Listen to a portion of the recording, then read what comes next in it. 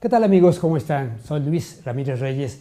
Me da muchísimo gusto extenderles una muy cordial bienvenida a un programa distintivo de El Valor de Ser. En esta ocasión, como hemos instituido, cada mes se reconoce lo más granado de nuestra sociedad, de la literatura, de la política, de las ciencias, de todo en general en México, con el título del personaje de El Valor de Ser. Nos da mucho gusto estar in situ, como debe ser, y en esta ocasión con un afamadísimo literato, estudioso, una persona que se ha distinguido por su capacidad de expansión literaria, intelectual, como es el licenciado Antonio Velasco Piña. Toño, gracias por darnos la oportunidad de estar en tu casa, de venirnos acá in situ a platicar, como los buenos amigos que siempre hemos platicado, de qué hay detrás de este gran personaje.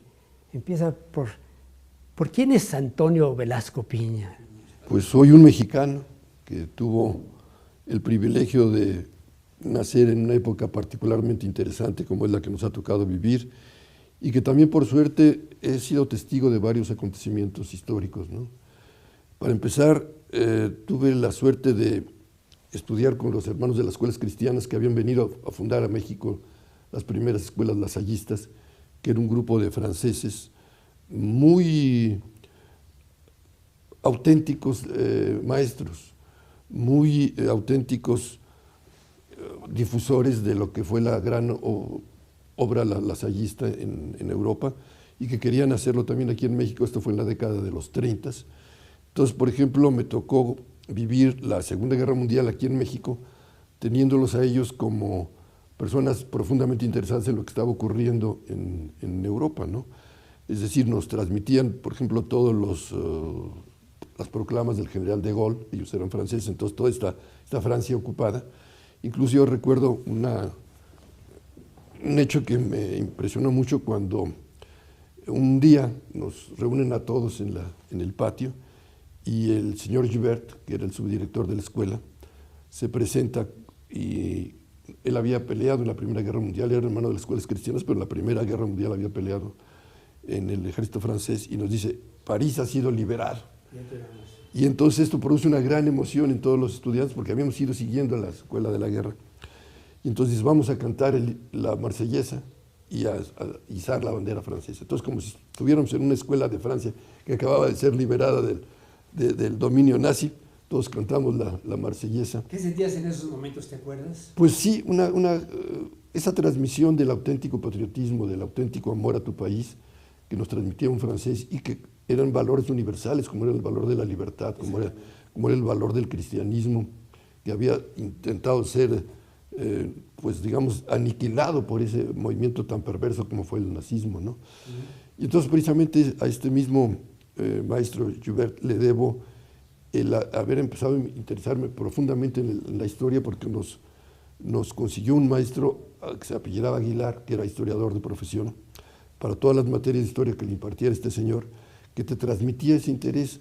Entonces, por ejemplo, también tuvo repercusión en mi vida que un día llegue y nos dice, miren, vamos a estudiar una guerra que si hubiera tenido otra consecuencia, ninguno de nosotros estaría aquí, no habríamos nacido nosotros. Entonces, te empieza a dar una idea de cómo la historia puede repercutir, no en forma general, sino en tu propia vida.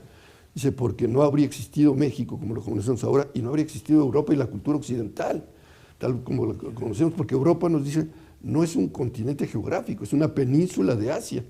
Lo que lo hizo un continente cultural fueron tres factores. Primero, la cultura griega. Exactamente. Después, el cristianismo, Sí, que le da toda una visión espiritual. Pero los que permitieron que la cultura griega y el cristianismo se difundieran por el mundo fueron los romanos que crearon Europa.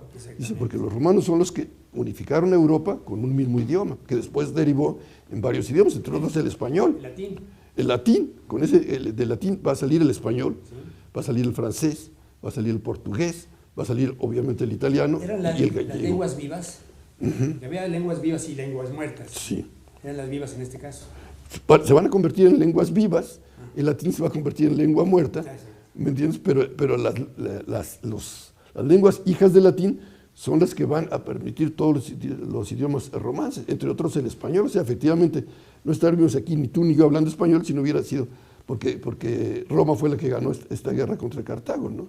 Y no existirían todos estos países que acabo de mencionar, como no existiría el México que nosotros conocemos. Habría sido otra cosa la historia, totalmente diferente como resultado de esa guerra. Entonces, cuando te das cuenta cómo los antecedentes históricos determinan tu existencia, la de tu país, la de tu cultura, la de todo, ¿no?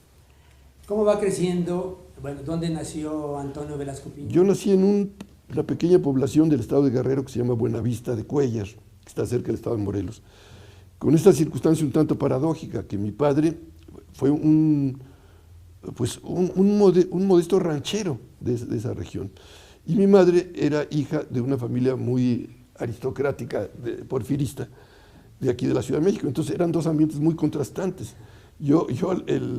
La vida desde muy chico la viví aquí en la Ciudad de México, en este ambiente muy conservador, muy porfiriano, y luego las vacaciones las pasaba yo en el rancho del estado de Guerrero, en un ambiente totalmente campesino, intentando, y lo hice siempre muy mal, a montar a caballo, a ordeñar, a lazar todo lo que es la vida del campo, que para un niño de ciudad le es difícil, ¿me entiendes? Entonces te das cuenta de que esa superioridad que pretendemos tender sobre los campesinos es porque estamos aislados de la ciudad y ellos son los que nos mandan todo lo que nos da vida. Nos mandan el agua, nos mandan los alimentos, nos mandan todo, ¿no? Pero te enseñó a amar la naturaleza. Amar la naturaleza y a respetar muchísimo a la gente del campo. Yo me acuerdo que yo llegué a ordeñar vacas en mis Sí. parientes eran Y hacendados. no es tan fácil. No es fácil. Y luego tomar De la ubre, sí. Tomar la de leche Sí. que una vez tomé demasiado y ya sabes Sí. cómo me fue después. Te da una diarrea, sí. Exactamente. Pero eso te hace comulgar desde pequeño con la madre naturaleza. Sí. Y te va a llevar después a otros estadios. Vienes a estudiar a México. Sí, te digo, con los hermanos de las escuelas cristianas. Luego tengo otra grandísima suerte. Me tocó ser la generación fundadora de Ciudad Universitaria. Lo que iba. De Ciudad Universitaria, Sí. donde se habría de levantar nuestra máxima casa de estudios, la Universidad Nacional Autónoma de México. Sí. ¿Es correcto? Pero tú estuviste En la primera generación, y nada más entramos en 1954, únicamente los primeros años de las carreras. Todos los estudiantes que habían iniciado sus carreras en las escuelas del centro, ahí los terminaron, no se los llevaron a Ciudad Universitaria. Entonces entramos nosotros y nos lavaron, en el buen sentido de la palabra, la cabeza, de decirnos, oigan, miren lo que hizo el pueblo de México por ustedes. Son unas instalaciones bellísimas. Así que tienen ustedes que responder a eso, porque además, como tú sabes, la educación es gratis en la universidad, ¿verdad? Sí, lo que pagas es simbólico, ¿no?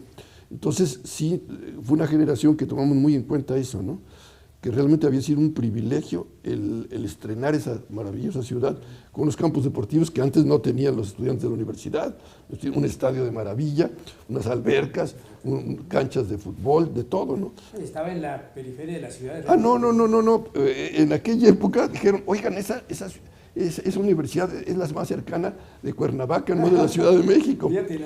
No lo vas a creer, Luis, porque tú eres más joven que yo, pero todavía antes de llegar a Ciudad Universitaria, sobre la avenida de los Insurgentes, todavía había uno que otro campo de maíz. ¡Hombre! Sí. Entonces olía todavía era tierra mojada. Sí, por supuesto, atrás no había absolutamente nada. Veías el Ajusco como una montaña y no veías ningún pueblito bueno, quizás algunas casitas aisladas, pero ahora está totalmente lleno. A mí me gustaba mucho excursionar, y donde yo excursionaba en esa época, porque llegabas a San Ángel y te metías a excursionar el campo, ahora ya son colonias, pero que lo cubren todo, ¿no? ¿Y qué estudiabas entonces ahí? Leyes, sí. Eso, ¿lo sentiste por algo te acicateó para este? Bueno, en la familia de mi madre hubo abogados muy distinguidos. El hermano de mi madre, el licenciado Javier Piña y Palacios, que no tuvo hijos, sentía como que yo era su heredero jurídico, ¿no? Él fue un penalista destacadísimo, sí, que yo lo admiro por haber sido penalista, pero sobre todo porque estaba vacunado contra la frustración, por dar este antecedente. Él dijo, voy a consagrar mi vida a dos cosas. Primero, a reformar el sistema penitenciario en México. Él fue director de la penitenciaría y se dio cuenta que aquello era un horror, ¿no? Segundo, a reformar a la policía judicial, a los agentes del Ministerio Público y de todo eso. Entonces se fue a Europa, estudió todo el régimen de las prisiones y de las policías judiciales, vino a México, estuvo luchando porque se reformara la cuestión penitenciaria. Él fue realmente el que logró que se hicieran las 4 grandes cárceles modernas aquí en México, que eran unas cárceles ejemplares y modelos, hasta que tuvieron la mala idea de meter ahí a los presos y sobre todo a los custodios, que las echaron a perder. Mientras estuvieron vacías, bueno, era una delicia visitar esas cárceles porque estaba todo muy bien planeado, ¿ves? Pero cuando las metieron, ¿qué pasó? Que entonces toda la corrupción que había en la penitenciaría, porque en las cárceles el problema central no son tanto los presos, sino las autoridades de las cárceles. Entonces, cuando las metieron, todos los custodios dijeron, oigan, ahora ya no vamos a cobrar tan poquito como lo que cobrábamos antes allá, ahora ya es una cárcel de lujo, tenemos que cobrar más, ¿no? Entonces, otra vez excepcionar a las gentes para que cualquier cosa que entre tengan que pagar, otra vez a meter drogas, a meter alcohol, pero ya a un precio más caro. Y luego él creó el Instituto de Capacitación en Materia Penal, para capacitar a los agentes del Ministerio Público.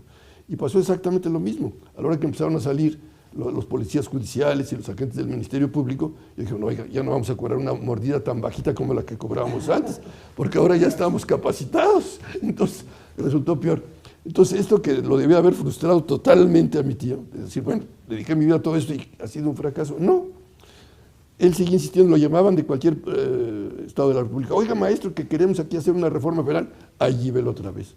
Entonces dije, bueno, pues, admirable como penalista, pero sobre todo admirable su capacidad de no frustración. Hay calles con el nombre de él en las regiones de las penitenciarías. En una tienen una pequeña estatuita de él, que le hubiera dado mucho gusto porque lo robaron ya a él como estatua, le robaron los lentes pues, seguramente para hacer algún apunto, ¿no? Pero él amaba a los presos, vivía adentro de las cárceles, es decir, él dormía, no todo el tiempo, pero sí 1 o 2 veces a la semana se quedaba a dormir en una prisión con los presos. La puerta llegó, lo primero que hizo fue quitar, cuando estuvo en la penitenciaría, el primero que hizo fue quitar para que cualquier preso lo pudiera entrar a ver. Y luchó enormemente contra la corrupción, ¿no? ¿Dijiste el nombre de él? Javier Piña y Palacios. Entonces, de ahí se va transmitiendo, sí. ¿Te atrae? Sí, no. En cuanto yo vi, me llevaba obviamente a las cárceles y a ver todo esto, dije, yo voy a ser abogado, pero no penalista. No penalista porque es un ambiente que yo no voy a poder reformar. ¿Estás en la abogacía? Sí. ¿Y la abogacía en qué línea? Bueno, yo no sabía qué línea escoger, pero un día un amigo mío que fue importantísimo en mi vida, que es Ayo Kwang, fue el que me introdujo en el estudio de la historia, me pidió que lo acompañara yo a Palacio Nacional porque ahí estaba en esa época el Archivo General de la Nación, estaba en Palacio Nacional, estoy hablando de principios de los 50.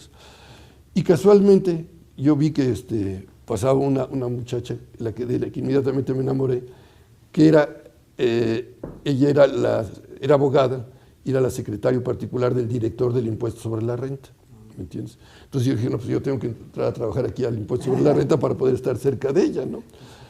Y entonces, siempre la mujer es el atractivo. Es el atractivo principal. Se para bien o para mal. Exactamente. En ese caso creo que fue para bien, acabo de cumplir ya 51 años de casado. ¿Ah, sí? Sí. Felicidades. Entonces, fui a hablar con el director y le dije que pues, yo estaba interesadísimo en el impuesto sobre la renta, ¿no? Él consiguió algunas referencias mías y entré a trabajar para poder estar cerca de ella, ¿no? Luego ella se fue a estudiar a Harvard, porque fue maestra mía también en la Facultad de Derecho Internacional Público. Total, yo luego para impresionarla, dije, ¿cómo la voy a impresionar? Porque pues, había una diferencia de edades y yo apenas terminé la carrera. Dije, ya sé, me voy a ir caminando de aquí a la Patagonia. Al extremo. Sí. Y así traté de hacerlo, no llegué por supuesto. ¿Te quedaste en...? Me quedé en Colombia, pero sí fue toda una aventura muy aleccionadora para mí. Qué interesante, ¿no? Ir caminando, y simplemente recibiendo la ayuda de la gente, ¿no? Para llegar a donde estaba él. No, tratar de llegar a la Patagonia para que esto le impresionara que yo hubiera hecho esa proeza. Y entonces ya se quisiera casar conmigo. ¿Prueba de amor, por ejemplo? Sí, exacto, sí. Y entonces... Bueno, pues me pasaron muchísimas cosas en el viaje, te podría relatar dos o tres nada más. Una de ellas fue que cuando llegué a Nicaragua, Nicaragua era entonces una dictadura espantosa de los Somoza, ¿no? Entonces me acuesto a la orilla de la carretera, me meto en mi sleeping bag, ahora ya se dice bolsa de dormir como debe ser correcto, y de repente siento que me despiertan una patrulla de los guardias de Somoza, que eran unos asesinos de lo peor. ¿Qué está usted haciendo aquí, no? Entonces ya les inventaba yo la historia. Bueno, miren, es que yo soy un estudiante de la Facultad de Derecho de México y mi ilusión más grande era conocer la población de tal, la que estaba cerca. Y entonces, como no tenía yo dinero, pues me vine caminando para conocer esa población, ¿no? Y eso ya los desarmaba, que era más o menos lo que cuando me preguntaban, ¿qué estaba usted haciendo aquí? Yo siempre daba esa explicación. Yo quise venir aquí para conocer el pueblo que estaba, al que yo iba a llegar, ¿no? Nos dijeron, bueno, pues véngase a dormir al cuartel. ¿Te ibas brincando de pueblo? Sí. Véngase a dormir al cuartel. Entonces ya llego y el comandante como que no se la cree, ¿no? Y me dice, bueno, ¿y por qué le interesaba a usted tanto? Digo, bueno, pues porque yo, la figura literaria que más admiro es la de Rubén Darío. Entonces yo quería conocer la tierra de Rubén Darío. Ah, sí, ¿sabe alguna poesía? Digo, bueno, pues una que otra. ¿Cómo cuál? Pues Los motivos del lobo. Y me aviento recitando toda la... que es una poesía bastante larga. Pues eso ya los desarmó. Te digo, eran de lo peorcito. Bueno, pues obviamente me dieron alojamiento y al día siguiente me prepararon una carta para que yo pudiera pedir hospedaje en cualquier cuartel de Nicaragua, que nunca volví a usar, por supuesto, ¿no? Y ya seguí yo adelante. Luego ya empecé a tener contacto con la gente, sobre todo con los estudiantes. Conocí a una muchacha lindísima que hubiera sido una gran poeta y que la terminaron matando. Me enteré de cosas que, por ejemplo, que es el único país del mundo donde hay tiburones de agua dulce, porque los lagos de Nicaragua, que son muy bonitos, en alguna época era mar, se subió la tierra y se quedaron aislados. ¿Te suena la palabra? ¿Fue el mar de Tetis famoso? ¿Supiste de eso? No supe de eso. Esto es de hace millones de años, tal vez. Porque la zona del silencio está el mar de Tetis, precisamente comprende, por un mapa que yo descubrí, comprende toda América, pero que me extiende un poco parte de Europa inclusive. No, pues me imagino que eso era. Sí. Entonces se sube el agua, la tierra, y se quedan aislados estos tiburones y con el paso, no sé si de miles de millones de años, se fueron adaptando a ese medio ambiente. Entonces, esa anécdota. La principal anécdota fue cuando llegué a Panamá, y entonces ahí establecí contacto con los muchachos que en aquella época, los estudiantes, consideraban que la misión a la que tenían que dedicar su vida era que rescatar el canal de Panamá para la soberanía panameña, porque entonces era la base norteamericana. Entonces la pasaban haciendo manifestaciones a las que yo me incorporé. Entonces un día llega la Guardia Nacional, que era una guardia muy decente, la de Panamá, no como la de Nicaragua. Nos capturan a todos y entonces lo que hacían era llamaban a los padres de los muchachos, los regañaban y los soltaban. Pero en mi caso estaba difícil porque mis papás estaban en México y yo estaba allá. Y casualmente el que nos captura era un señor que se llamaba Omar Torrijos, que era el comandante de la guardia del aeropuerto de ahí de Panamá. Entonces, por supuesto, no me cree que yo me hubiera echado la caminata, que hubiera yo llegado caminando allá. Y entonces me empieza a preguntar así de las poblaciones, entonces ya se da cuenta de que sí era cierto que yo había llegado caminando. Entonces me dice, pues fíjese que yo le tengo un gran amor y un gran agradecimiento a México porque yo estudié ahí. No había colegio militar en Panamá en aquella época. Entonces los que querían ser militares tenían que venir a México a estudiar en el colegio militar. Que está el de Popotla. El de Popotla. Y él era más o menos de mi misma edad. Entonces yo le digo, oye, ¿no conocí usted a un señor Agustín Segura? Me dice, sí, cómo no, fue un gran amigo mío. Era un amigo mío que había estudiado, compañero de él en el colegio militar.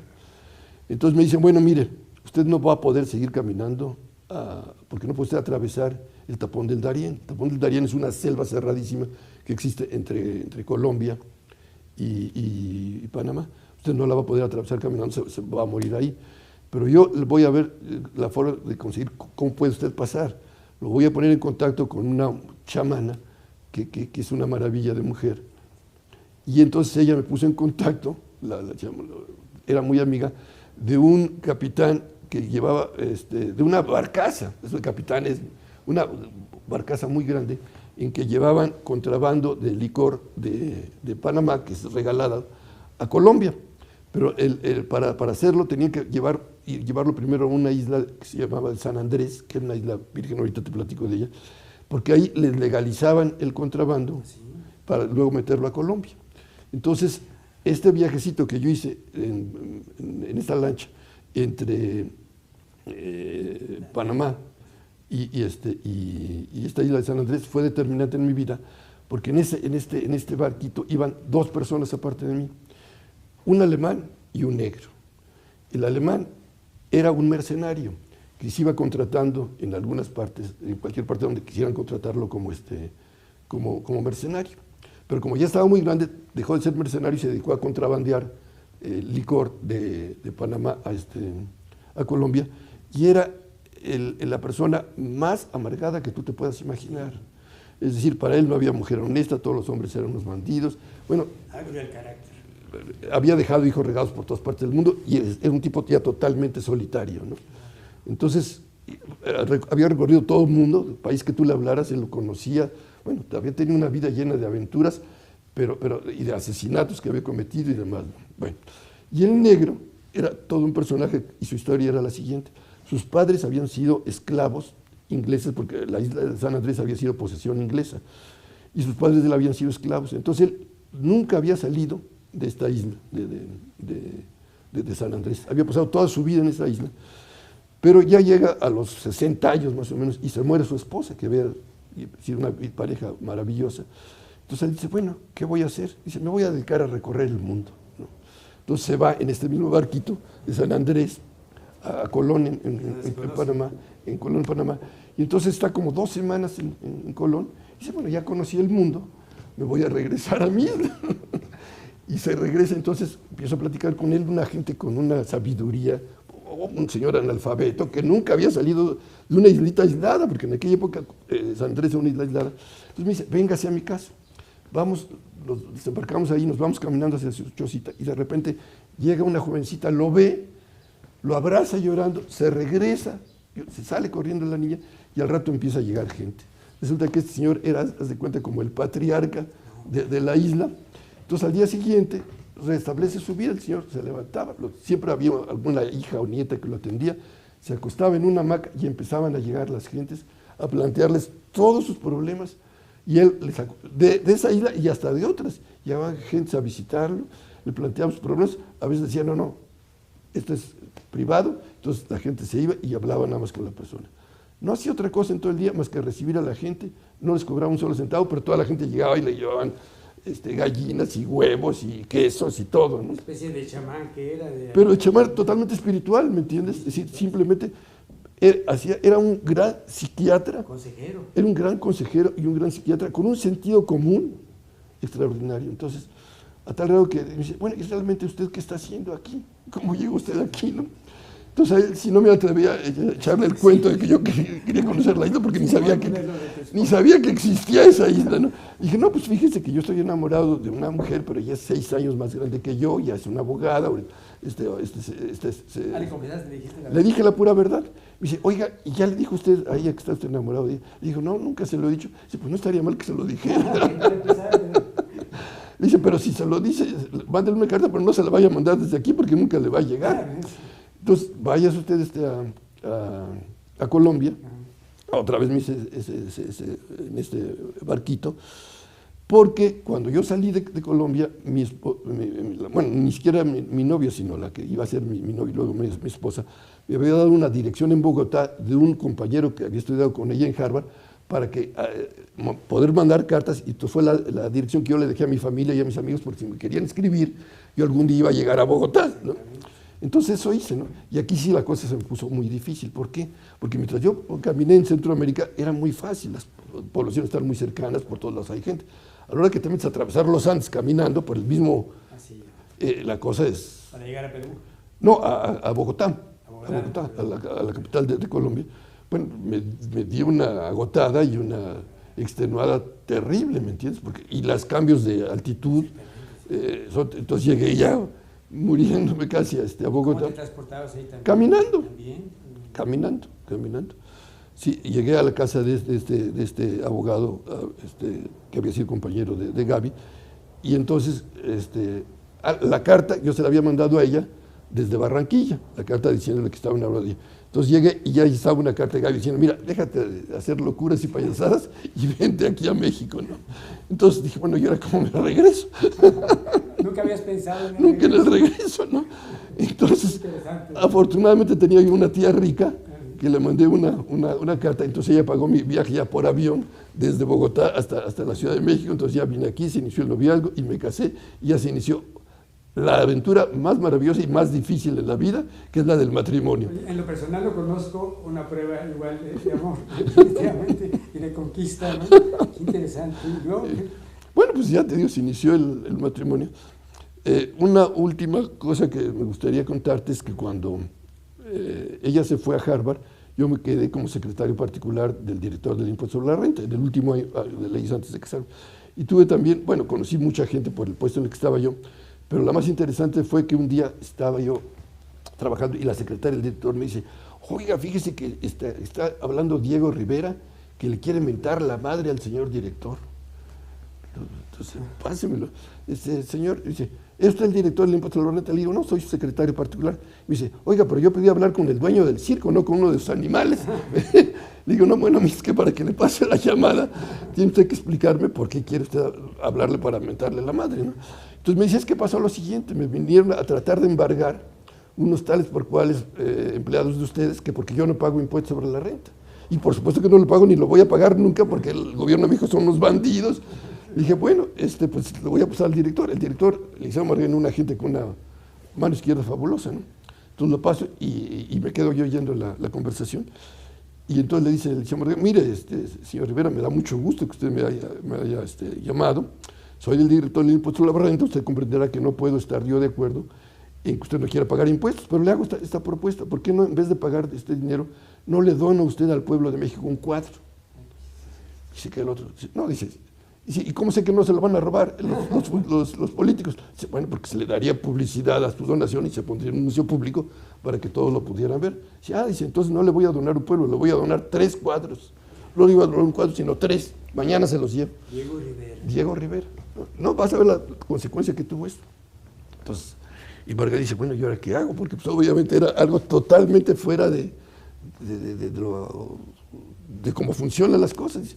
Y le habla al subsecretario de Impuestos, que era Eliseo Armendáriz, oiga, pues fíjese que el señor Diego Rivera, en vez de pagar impuestos, quiere donarle un cuadro al pueblo de México. Dice, oiga, pues es totalmente inusitado, a ver qué opina el secretario de Hacienda. Porque ya era de Diego Rivera. No, Diego no, le faltaban menos de un año para morirse. Estoy hablando del 57. Le habla al secretario de Hacienda, que era Carrillo Flores, y dice Carrillo Flores, oiga, no, yo no puedo autorizar esto, dice, es algo inusitado, déjeme a ver qué opina el presidente, ¿no? Entonces voy a tener acuerdo con el presidente y se lo voy a proponer, era Ruiz Cortines. Era Ruiz Cortines. Pero Margay se va, venga usted mañana conmigo, cuando yo salga del acuerdo con el presidente, viene usted, le dice Carrillo Flores, para ver qué decide el presidente. Se va Margay todavía sin saber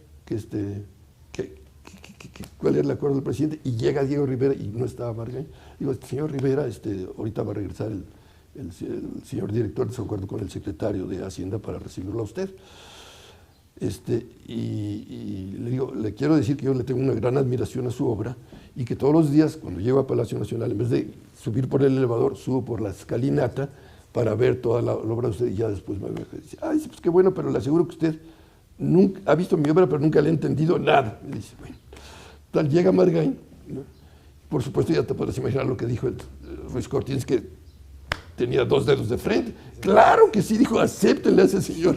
El cuadro le estaban cobrando una miseria y el señor llegaba con 3 cuadros, que ahorita luego te cuento la trascendencia que tuvo esto, ¿no? Entonces, sale Diego Rivera y dice, véngase, le voy a enseñar a ver mi obra. Entonces bajamos con él Y me empieza a explicar y tenía toda la razón del mundo. Es decir, una cosa es verlos y otras cosas que te los explique este señor. Bueno, una de detalles que yo jamás en mi vida había tomado. Se empieza a juntar la gente, a la hora de ver que ahí estaba Diego Rivera, y entonces los guías de turistas empiezan a explicar esto en inglés, se voltea y dice, oiga, un momento. Ya sabes que el señor inventaba una bola de cosas. Cuando yo firmé este contrato para hacer estos murales, establecí que jamás se podían pronunciar aquí palabras en inglés. Así que si vuelvo a oír otra palabra en inglés, me llevo mis murales a mi casa. Como si fuera tan fácil. Así que díganle eso a sus rebaños. Entonces nosotros se lo dijeron, se quedaron todos los gringos y nos fue explicando mural por mural en español. Al terminar se llevó una ovación. Son unos cuadrazos maravillosos, realmente son unas obras de arte extraordinarias. Entonces ya regreso con Margain, que estaba feliz, y me dice, ¿qué crees que quiere el presidente? Que se haga una selección de los grandes artistas, tanto pintores como escultores de México, y se les invite a eso, a que donen, bueno, no que donen, que paguen sus impuestos con cuadros. Ha funcionado también, esto sigue funcionando, y esto ha permitido que gran parte de los museos del interior de la República se surtan con estos cuadros. No sabía eso. Ve el Museo Carrillo Gil, que está ahí están los cuadros que donaron los primeros, o sea, Diego Rivera, al siguiente que se le invitó, pues fue a Siqueiros, obviamente. Los 3 cuadros de Rivera, él acababa de estar en Varsovia y había pintado cuadros sobre lo que fue la reconstrucción de Varsovia, que se hizo con un esfuerzo. Los nazis arrasaron totalmente con la ciudad, ¿no? Todos los polacos decidieron reconstruirlo exactamente como estaba. Y fueron haciendo edificio por edificio de los que les habían destruido, sobre todo la zona del centro, para que quedara exactamente igual. Y Diego Rivera había estado cuando, en esta época todavía, tardó muchos años en la reconstrucción, y había pintado a los obreros trabajando, haciendo la reconstrucción de Varsovia. Ahí están los 3 cuadros de él y muchos otros cuadros, y muchos cuadros de museos del interior del país. La Secretaría de Hacienda los dona. Estabas en medio de todo y eso. Yo lo viví eso casualmente, ¿me entiendes? Totalmente. ¿Qué te dejaba en lo personal? ¿Te daba alguna satisfacción distintiva o deseos de pintar? No, pues obviamente yo nunca he pintado, pero nada. Pero... No. Sí, se despertó mi interés por la pintura, por la escultura. Ahora, el Palacio Nacional es igual que gran parte de la Ciudad de México y del país, es un libro de historia abierto. Es todas las cosas que van pasando, si te interesas por profundizar en lo que ha pasado aquí, bueno, Chapultepec, por ejemplo, claro, son 3,000 años de historia lo que están ahí en Chapultepec. Se han encontrado ofrendas de la época de Teotihuacán, toltecas y aztecas, por supuesto. Pues hay 3,000 años de historia en Chapultepec. Cuando hablas de Teotihuacán, hay una parte tuya muy importante de fervor por la prehispanidad. Allí se puede decir que te inspiraste en esos momentos, cuando tú ya estabas comulgando con esos grandes muralistas, sí, podemos llamarlos así, ¿verdad? Para después interiorizarte en nuestros ancestros. Sí, desde muy joven me gustó mucho incursionar por el país. ¿Me Yo el país me lo recorrí de aventón y caminando y en camiones de segunda y como fuera, casi siempre solo, a veces, porque no todos te acompañaban en esas aventuras tan... entonces recorrí todo el país. Inmediatamente admiras 2 cosas, las obras prehispánicas, que son extraordinarias, y la obra colonial, que también es maravillosa, ¿no? Mira, en la obra colonial, por ejemplo, a mí me dieron una vez una lección en Costa Rica. En Costa Rica, digo, yo lo recorrí a pie, y estaban construyendo la carretera panamericana de Costa Rica, y la estaba construyendo la ICA, lo que también me dio el orgullo de ver cómo estaban... ICA, si me permites hacer la relación, ICA es Ingenieros Civiles Asociados, una institución, ya me corregirás, la más importante a nivel construcción. De ingeniería, de obras de ingeniería, sí, de carreteras, de presas, de grandes obras, bueno, la que hizo aquí el metro de la Ciudad de México, por ejemplo, ¿no? Entre otras cosas, ¿no? Por lo menos la mera primera línea la hizo después no sé cómo haya estado la cosa, pero hizo grandes obras de ingeniería. Entonces yo les tuve que pedir a ellos ayuda porque no había carretera, la estaban haciendo ellos, ¿no? Entonces para atravesar eso, y recuerdo que en una ocasión me acompañaron a los ingenieros que fueron a ver si había caído un aparato que estaban haciendo, se cayó en un barranco. Estamos hablando de unas montañas muy altas, porque aunque Costa Rica no tiene las montañas de Sudamérica, En el caso de Sudamérica, la carretera panamericana les da la vuelta. Y aquí tenía que atravesarlas porque no había forma de darles la vuelta. Entonces, la parte más alta de la carretera panamericana, curiosamente, está en Costa Rica, no en los Andes, porque te digo, pues ahí pasan por de un ladito y no le dan la vuelta, ¿no? Entonces, es una parte muy difícil de construcción. Entonces, me estaban explicando la proeza que había significado estar haciendo ahí la carretera, y de repente yo alzó la vista y digo, oye, esa construcción que está ahí, dice, ese es el acueducto colonial que llevaba el agua a la ciudad de Cartago. O sea que en la época de la colonia se aventaron un acueducto en una zona altísima, ¿no? ¿Cómo lo hicieron? Sin la Inca, con dificultades. Y estaban haciendo con maquinaria moderna, con dificultades. Y eso te las encuentras en toda América, las grandes iglesias, los grandes acueductos, te los encuentras. En 300 años hubo una obra también extraordinaria. Si vamos a ver, nos preguntaríamos los castillos. Sí. Que están en las alturas. Sí, exacto. ¿Cómo lo hicieron? Pues chambeándole durísimo, ¿no? Entonces realmente las raíces de México, tanto la prehispánica como la europea, la española y concretamente el mensaje cristiano, fue una proeza lo que se hizo aquí en México, ¿no? Y el mexicano actual pues es eso. No nada más hubo un mestizaje racial que se fundieron las sangres de indígenas y de españoles, se fundió también la cultura y se fundió también la espiritualidad, porque la espiritualidad prehispánica, en contra de lo que mucha gente supone, no desapareció. Hubo un sincretismo entre la espiritualidad prehispánica y la cristiana, que es lo que nos da nuestra visión espiritual a los mexicanos. No somos devotos de la Virgen de Guadalupe, no de una Virgen europea, ¿no? Por ahí vas entrando, tú te vas incitando. El conocer el pasado de México. Al fervor tanto patrio como indígena. Exacto. El ver la maravilla que ha sido este país, ¿no? Cómo se fue formando a lo largo de milenios y luego hubo este injerto. Y seguramente hubo antes un injerto negro también, ¿eh? ¿Sí? Porque también hay una gran influencia de sangre negra que continuó en la época de la colonia y que los mexicanos desconocemos, porque como hay muy poca población negra, ignoramos que vinieron una gran cantidad de negros como esclavos. Sí hubo influencia entonces. Pero enorme. Lo que pasa es que ¿dónde están? ¿Qué pasó esto? Los únicos que eran esclavos en la época de la colonia eran los negros.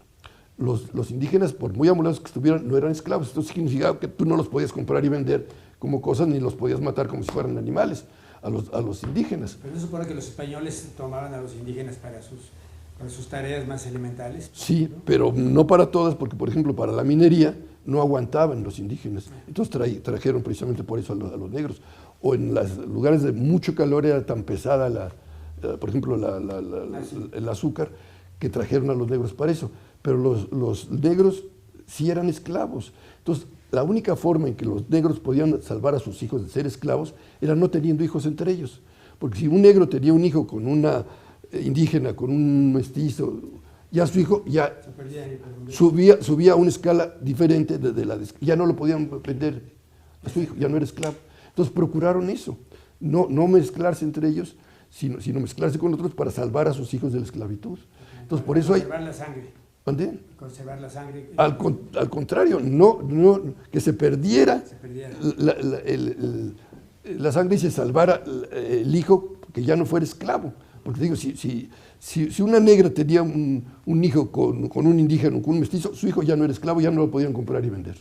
Entonces, por eso hay relativamente muy pocos negros en México, allá en Oaxaca o Guerrero, cuando hubo muchos miles y miles y miles, cientos de miles de esclavos negros. Pero la mentalidad en ese sentido no te inspiraba que fuera a tergiversarse más adelante, que fuera, por lo mismo de esa mezcla, que fuera a cambiar el origen propio de esas. Posiblemente, pero hay, por ejemplo, mucha música en México que es herencia de música negra. En la comida también hubo herencia negra. O sea, se diluyó, si tú quieres, pero no desapareció, ¿no? Y desde luego lo indígena, bueno, te salta por todos lados, en la forma de hablar, en las palabras, en los nombres de los lugares, en la comida, en todo, ¿no? ¿Cuándo incursiona prácticamente Antonio Velasco Piña del indigenismo? Bueno, es que no fue una decisión de que yo voy a estudiar el indígena, sino por el hecho de visitar mi país, de recorrerlo, de recibir ayuda de hospitalidad de todas partes, pues empecé a tratar las comunidades indígenas y de todo tipo, ¿no? Pero no fue una cosa que, como que yo entré a primer año de primaria tal año, no, se fue dando a lo largo de toda mi vida. Estamos hablando de que haces una carrera de leyes. Sí. Y luego después ya tienes un viraje, tu carrera, de acuerdo a las vivencias que tú tenías. Sí. Te vas cultivando por ir llevándola, para armar esta interesantísima, seguramente, conversación, que te recuerdo que está en la página abierta de tercermilenio.tv, bueno, www.tercermilenio.tv, con tantas memorias, tantas hazañas literarias, humanitarias, tanto valor de ser, una palabra que nos está compartiendo. Quisiera retomar un poco, Toño, de tu personalidad. ¿Ya te habías casado tú en ese tiempo? Sí, me caso en 61. En 61. ¿Y ya tenías familia? ¿Todavía no tenías familia? Bueno, antes de casarme, no. No, pero ya, no. Para ese entonces, en para, 61 tú te casas. Sí. Después, ¿tuviste familia? Bueno, sí, yo tengo un hijo nada más porque mi esposa tuvo el problema de tener la presión muy alta. Entonces perdimos dos niñas, ¿no? Que nacían ya con el corazón muy afectado, vivían muy poco tiempo y fallecían. Tuvimos esa pena terrible hasta que por fin ya logramos tener un hijo, pero tardamos varios años en esto, ¿no? Tu carrera entonces propiamente se definía en la abogacía, por un lado, sí. La inquietud literaria también. Todavía no. No, yo me dediqué al derecho fiscal, ¿me entiendes? Salí de la Secretaría de Hacienda, puse mi despacho, fundé un instituto de capacitación fiscal, empecé a tener mucha amistad con contadores públicos y a difundir la materia fiscal. Me tocó la suerte de que toda una generación de abogados y contadores, en ese momento la materia fiscal todavía no tenía mucho interés, empezaba a ser importante. Entonces tuve la suerte de ser amigo de los que iban a ser los grandes fiscalistas de México, tanto contadores como abogados. Entonces me ayudaron mucho a fundar el Instituto Mexicano de Estudios Fiscales, que fue el primer instituto de capacitación fiscal fuera de las universidades y fuera del gobierno, o sea, totalmente independiente. Y empezamos a tener mucho éxito, incluso tuvo cierto reconocimiento de la propia Secretaría de Hacienda, que tanto el licenciado Margain, cuando fue secretario de Hacienda, después, o el licenciado Ortiz Mena, los proyectos de reformas fiscales nos los daban a conocer para que opináramos sobre ellos, ¿no? ¿Existe todavía? No, ya desapareció. Mentalmente, ¿cuál era la posición de un Antonio Velasco Piña, deseoso de saber más y más y más? ¿Ya vislumbrabas tú un porvenir sobre eso o era nada más inquietud? No. En realidad te digo, yo tenía un gran interés por todo lo que se refiere a México, pero no tenía yo ninguna intención literaria en ese momento. Jamás me imaginé que yo iba a terminar siendo escritor. Es decir, que yo, como luego, si quieres lo platicamos, sí, dejé de ser abogado para dedicarme a escribir. Pero fue todo un proceso. Exactamente. Obviamente en ese proceso, tu esposa, como gran pareja, te escateaba. Sí, por supuesto. Por supuesto. Es decir, mi esposa luego fue magistrada del Tribunal Fiscal. Digo, fue maestra mía en la Facultad de Derecho, fue magistrada del Tribunal Fiscal. Es una gran mujer. Digo, fue una profesionista muy, muy destacada y una excelente esposa, ¿no? Digo, yo francamente siento que cualquier cosa importante que no he hecho en la vida, pero las cosas que para mí han sido importantes, se las debo en gran medida a ella. Es decir, sin ese apoyo no hubiera yo podido hacer prácticamente nada. El ambiente de los amigos muchas veces tanto perjudica como puede ayudar. También te lo hacías favorable. Tuve un grupo de amigos excelente, y dije tuve porque ya muchos de ellos ya no están aquí. Pero como te digo, me tocó la suerte de ser amigo de abogados y de contadores públicos, más o menos de mi misma edad, que empezaron a interesarse en la materia fiscal y que fueron realmente los que construyeron toda esta etapa del desarrollo fiscal en México. Estoy hablando desde la creación de la Dirección de Auditoría Fiscal Federal en la Secretaría de Hacienda, los grandes despachos de contadores públicos de México, que, para que tengas una idea, en aquella época un despacho de contadores públicos había 1, 2, 3 gentes dedicadas a la materia fiscal, nada más. Ahora algunos tienen 100. Ha habido una expansión de la materia fiscal. ¿No? Bueno, pues ese pequeño grupito, estoy hablando de un Francisco Padilla, de un Francisco Chévez, de un Jorge Sáenz, fueron los que desarrollaron la materia fiscal en México, ¿no? Bien, oye, pues si me permites vamos a hacer una pausa para continuar nuestra siguiente hora, pero mientras, vamos retomando el tema, y por si acabas tú de encender ahorita de entrar con nosotros, estamos platicando con el licenciado Antonio Velasco Piña, nuestro personaje del valor de ser de este programa que tú has hecho favorito en el sentido de compartir valores, que es lo más importante en nuestro tiempo, acicatearnos entre nosotros, ayudarnos a salir adelante en estos tiempos tan difíciles. Entonces, y la vida y obra de este gran personaje, pues te la estamos obsequiando con mucho gusto, así que vamos a continuar después de esta pausa y también con tu apoyo y tus comunicaciones con nosotros. Pues estamos muy agradecidos y qué mejor compartir con ustedes estos complejos valores realmente, repito, para hacerlos nuestros, para que tú digas, yo también, si él pudo, ¿por qué yo no puedo? Esos ejemplos que le agradecemos mucho de transmitírnoslos vía tu servidor Luis Ramírez Reyes a todos ustedes. Toño, muchas gracias por continuar con nosotros, muchas gracias por lo que nos estás transmitiendo, tus anécdotas tan bellísimas.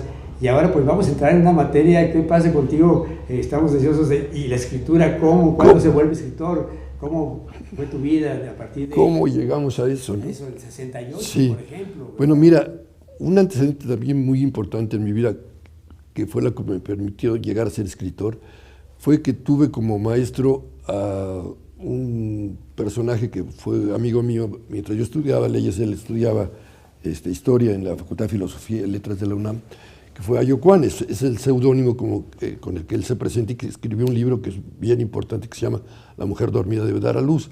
Entonces ya él, aunque en ese momento todavía no fue mi maestro, sino fue mi amigo, me hizo comprender que para entender realmente la historia tienes que cambiar tu enfoque del análisis de la misma. Muy pocas palabras, ¿por qué? Porque la versión histórica que se nos imparte en las escuelas tiene defectos gravísimos. Una de ellas que es una visión eurocéntrica. O sea, realmente te hacen creer que la historia de la humanidad no ha tenido más que importancia en lo que ha ocurrido en Europa. Por darte un ejemplo, una de las historias más famosas del mundo, que se llama la Historia Universal de Onken, que es de cerca de 50 tomos, de esos 50 tomos están todos referidos a Europa y 3 o 4 a lo que ha pasado en el resto del mundo. O sea, hay el Medio Oriente, Egipto, China, etc. Y hay un tomo, por ejemplo, que dice época de Federico el Grande. Entonces, según este enfoque, el reinado de un señor de un pequeño país centroeuropeo que era Prusia es equivalente a toda la historia de Egipto, que son varios miles de años de historia. ¿Me entiendes? Entonces, con esta visión tan limitada de la historia, tú no puedes entender lo que es realmente la historia de la humanidad si crees que nada más es la historia de Europa. Ese es un error. ¿Por qué ese egocentrismo? Eurocentrista. Eurocentrista. Porque nada más te relatan la historia de Europa. La Edad Media, son 1000 años de historia. Estás estudiando lo que pasó en Europa nada más. ¿Qué estaba pasando antes en América? ¿Qué estaba pasando en Asia? ¿Qué estaba pasando en África? Pasaron cosas enormes, importantísimas en todas partes. Nada más lo que pasó 1000 años en Europa, nada más. Entonces, obviamente, no puedes entender la historia, y menos en esta época en que se están conjuntando todos los antecedentes históricos de todo el planeta para dar pie a los acontecimientos que estamos presenciando. ¿Cuál es el papel de Antonio Velasco Piña ahí? No, pues el papel fue del ignorante que empieza a darse cuenta que no sabe nada de nada, ¿me entiendes? Y que hay que empezar a estudiar la historia con otro enfoque. La visión materialista que tenemos de la historia, por ejemplo, ¿no? No, la historia es resultado, de acuerdo con la visión materialista, simplemente es una lucha de poder por factores económicos.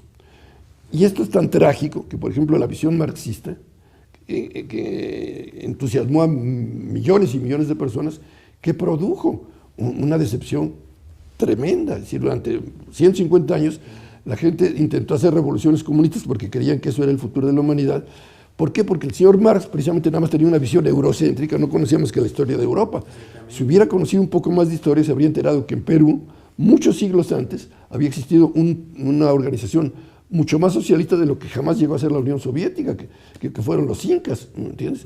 Pero como nada más conocía la historia de Europa, pues creyó que todo iba hacia eso y se equivocó totalmente, y eso ha producido que durante, primero, millones de muertos de todas las revoluciones que se hizo por ese propósito, y después que ahorita la Unión Soviética se desintegre y que con una frustración enorme traten de ponerse al día, porque la historia los dejó atrás, ¿me entiendes?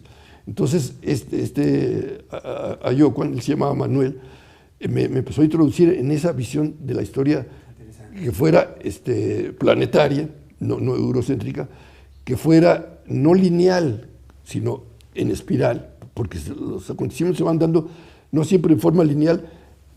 Se trasladó a la visión de la historia, a la visión darwinista, de que todo es el resultado de un incesante proceso de evolución y de ampliación de conciencia, pero ese proceso no se produce en forma lineal, sino en forma de ciclos y en espiral. Hay que introducir el concepto de ciclo para ver en qué ciclo estás tú viviendo, y luego que esos ciclos van creando una espiral, no una línea, ¿no?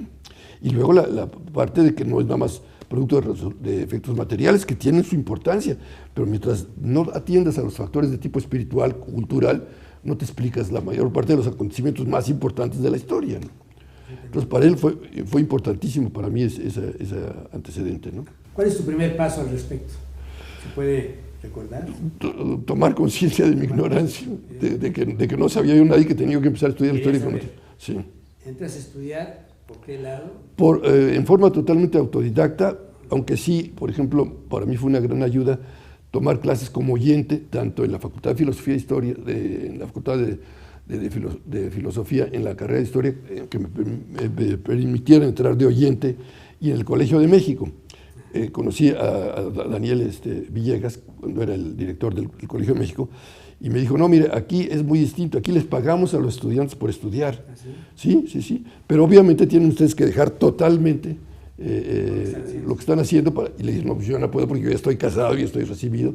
Y dice, bueno, si usted quiere tomar algunas materias de oyente, no le cobramos nada, pero no le damos certificado de nada. Ah, pues no me interesan, yo no quiero ser certificado. Exacto. Entonces me permitieron tomar varias, con maestros destacadísimos, materias de historia en el Colegio de México. Pues esto me fue dando otro criterio, y sobre todo las clases de Ayocuan, y luego algo que para mí también ha sido importantísimo, tomar en cuenta la tradición oral, ¿entiendes? De los guardianes de tradición.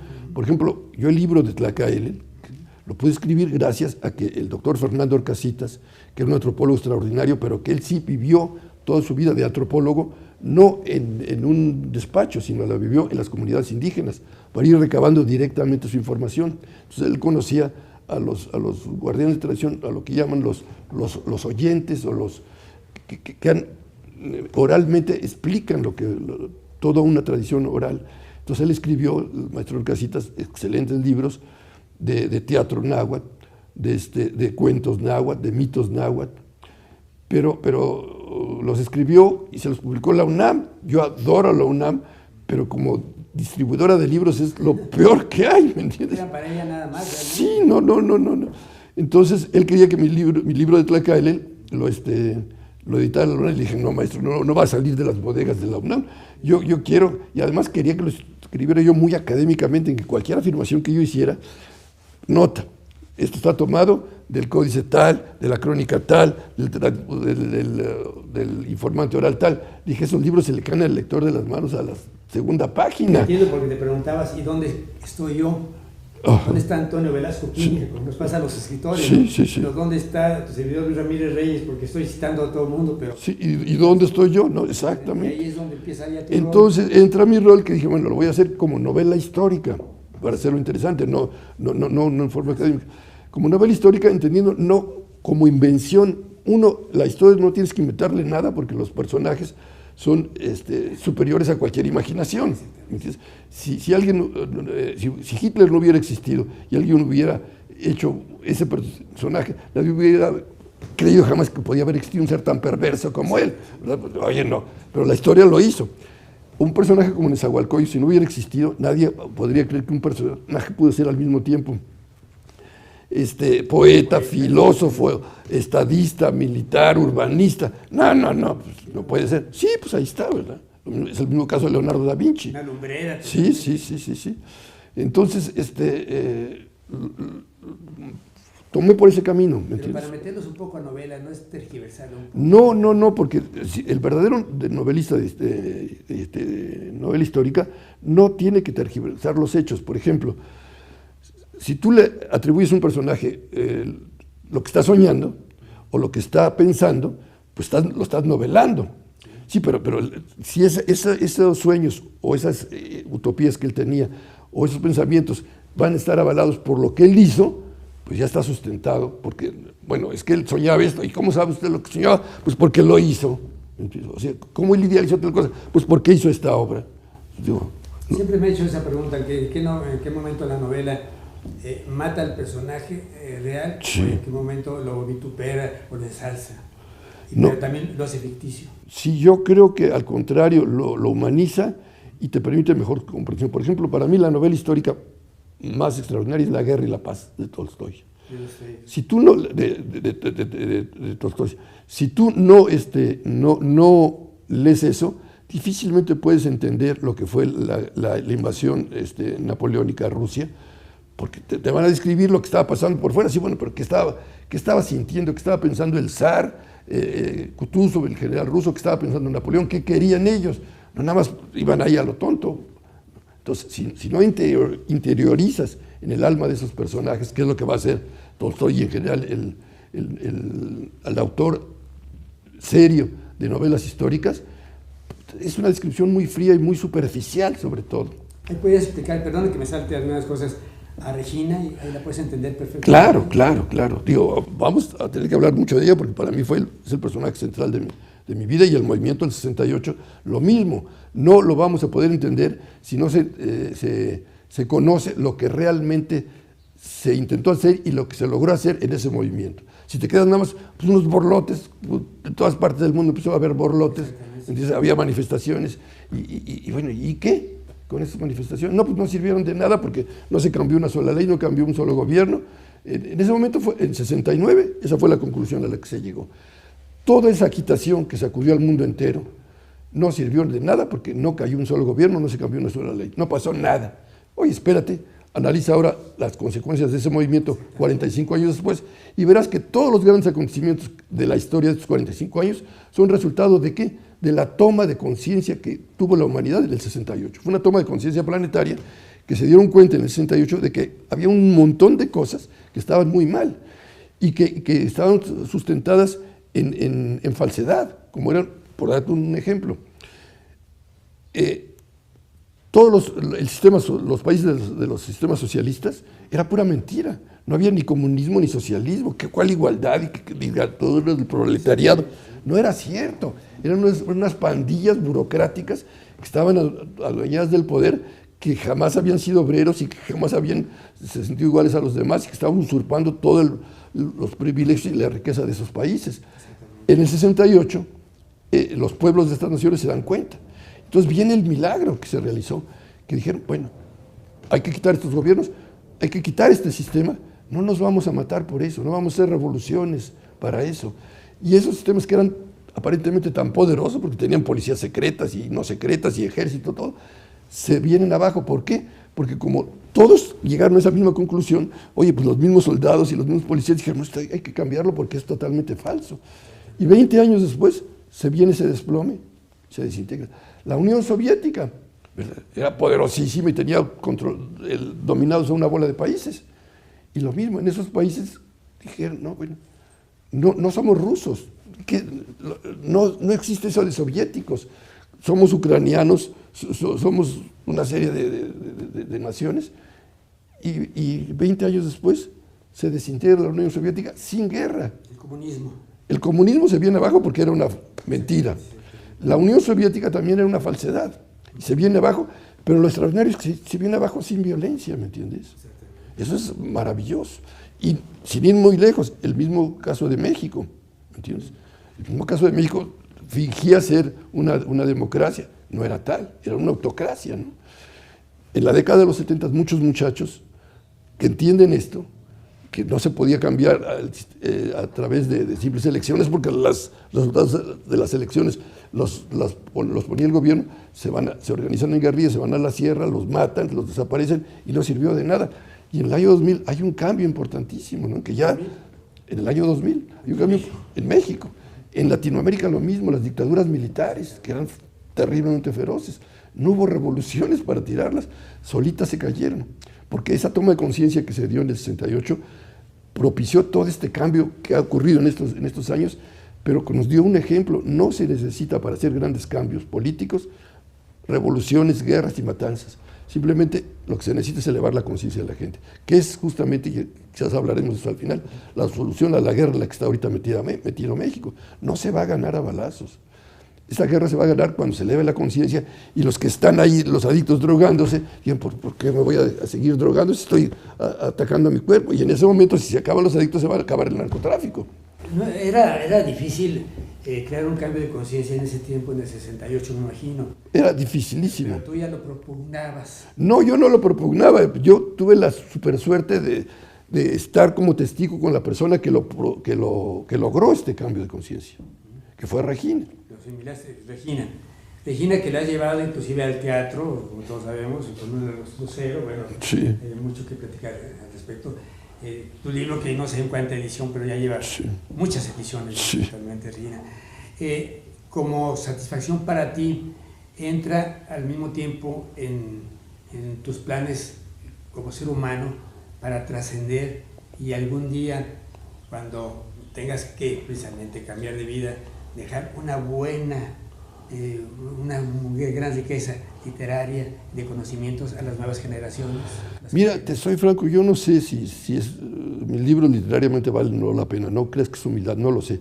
Lo que ha valido la pena son los personajes reflejados en esos libros, ¿me entiendes? Un Tlacaile, que fue el que creó el Imperio Azteca, es un señor importantísimo en la historia de México, que se mantendría ignorado. Una Regina, que fue la que propició este gran cambio de conciencia para toda la humanidad, pues, es un personaje importantísimo. Entonces, mi libro no es el importante es el personaje, ¿me entiendes? Sí, Toño, perdona que discuto un poco contigo, sí. Con todo respeto de nuevo, porque el libro, quizá como escritor un poco sí. lo defiendo, pues tú corrígeme, el libro es el libro, o sea, un libro como que nos marca opinión. Nos puede ayudar un poco. Sí. Un poco, bueno. pero ayuda. Entonces, sí. tu labor, en ese sentido, pues también es muy valiosa, porque estás cooperando con el intelecto o con pues una... te lo agradezco mucho, pero mira, cuando uno ha conocido un personaje de esa dimensión, y varios que he tenido la suerte de conocer, realmente tú tienes que ser un poco modesto, ¿me entiendes? De no estar diciendo yo, porque ves la grandeza de estos cuates, que además son de una humildad impresionante, sí. Impresionante. Ellos sí son auténticamente humildes, porque se sienten simplemente ser un instrumento de la mano de Dios, un instrumento de lo sagrado. Es decir, ellos comprenden que no son ellos los que están haciendo las cosas, sino que simplemente se convierten en un conducto de la voluntad divina. Entonces, ante esos personajes uno que va a presumir, güey, pues no es cierto, ¿no? Pero al plasmarlo en un libro, pues estás creando opinión. Pues qué bueno. Para bien o para mal. Sí. Como queramos. Pero se marca opinión, el escritor marca opinión. Sí, pero qué bueno, pero en realidad la opinión se genera a través del relato que haces tú de la persona, pero la que lo generó fue la opinión de ella.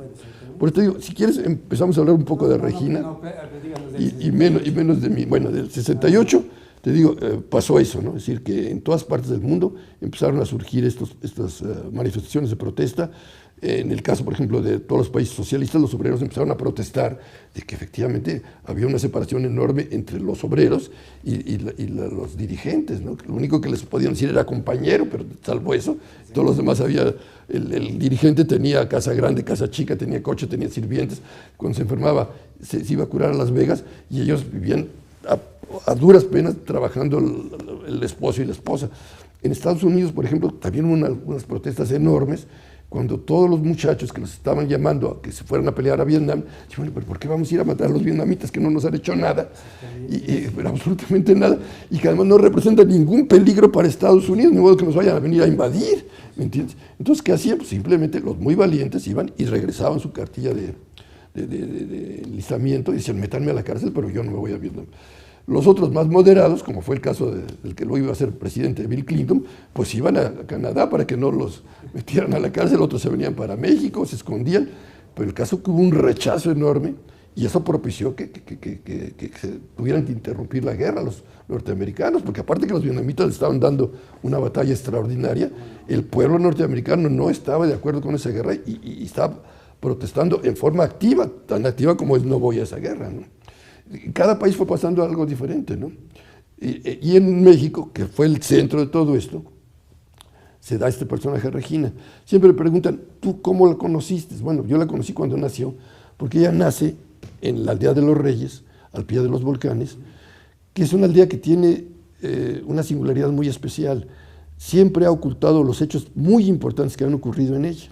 Por ejemplo, todo el mundo sabe que en Nezahualcóyotl, cuando los tecpanecas invaden a Texcoco, su padre era el rey, matan a su padre, dominan a Texcoco, y el señor se va a esconder. ¿Dónde se va a esconder? Pues no estaba tan fácil, ¿no? Pues se va a esta aldea y él está ahí como campesino. Lo andaban buscando por todas partes y nunca lo encuentran, ¿no? Hasta que ya cuando los aztecas inician la guerra contra los tecpanecas, él siempre había mantenido contacto con su pueblo, une a su pueblo y van unidos texcocanos y aztecas y derrotan a los tecpanecas. Bueno, en la época de la colonia se introduce en México una ciencia hermética muy valiosa que es la alquimia, ¿no? La alquimia. ¿Dónde estaban los alquimistas? Si te descubrían como alquimista te llevaban a la hoguera y te quemaban, no era broma, sí. La Inquisición andaba persiguiendo a los que hacían alquimia y los quemaban, no crees que los regañaban, los quemaban. ¿En dónde se enseñaba la alquimia? Bueno, pues se enseñaba en un lugar muy importante, fue Tlahualompa, que era donde se hacían la campana de Dolores, una campana mágica, se hizo ahí, ¿sí? en Tlahualompa. Con aleación de... Con una serie de aleaciones y de combinaciones y de rezos y de rituales complicadísimos, que duraban mucho tiempo para hacerla. A veces las rejas de tumbaga de catedral, que son una maravilla de alquimia, esas las hicieron en China, los alquimistas chinos, que eran los mejores del mundo. Y en la época de la colonia las trajeron a México y tuvieron un papel importantísimo, han tenido un papel importantísimo en la historia de México, esas rejas de tumbaga de catedral. Bueno, Sor Juana Inés de la Cruz, ella se capacitó con los alquimistas precisamente. Sí, esto es algo que descubrieron los investigadores alemanes, que empezaron a decir, oiga, pues aquí hay una serie de claves muy ocultas de Sor Juana. Esta niña sabía alquimia.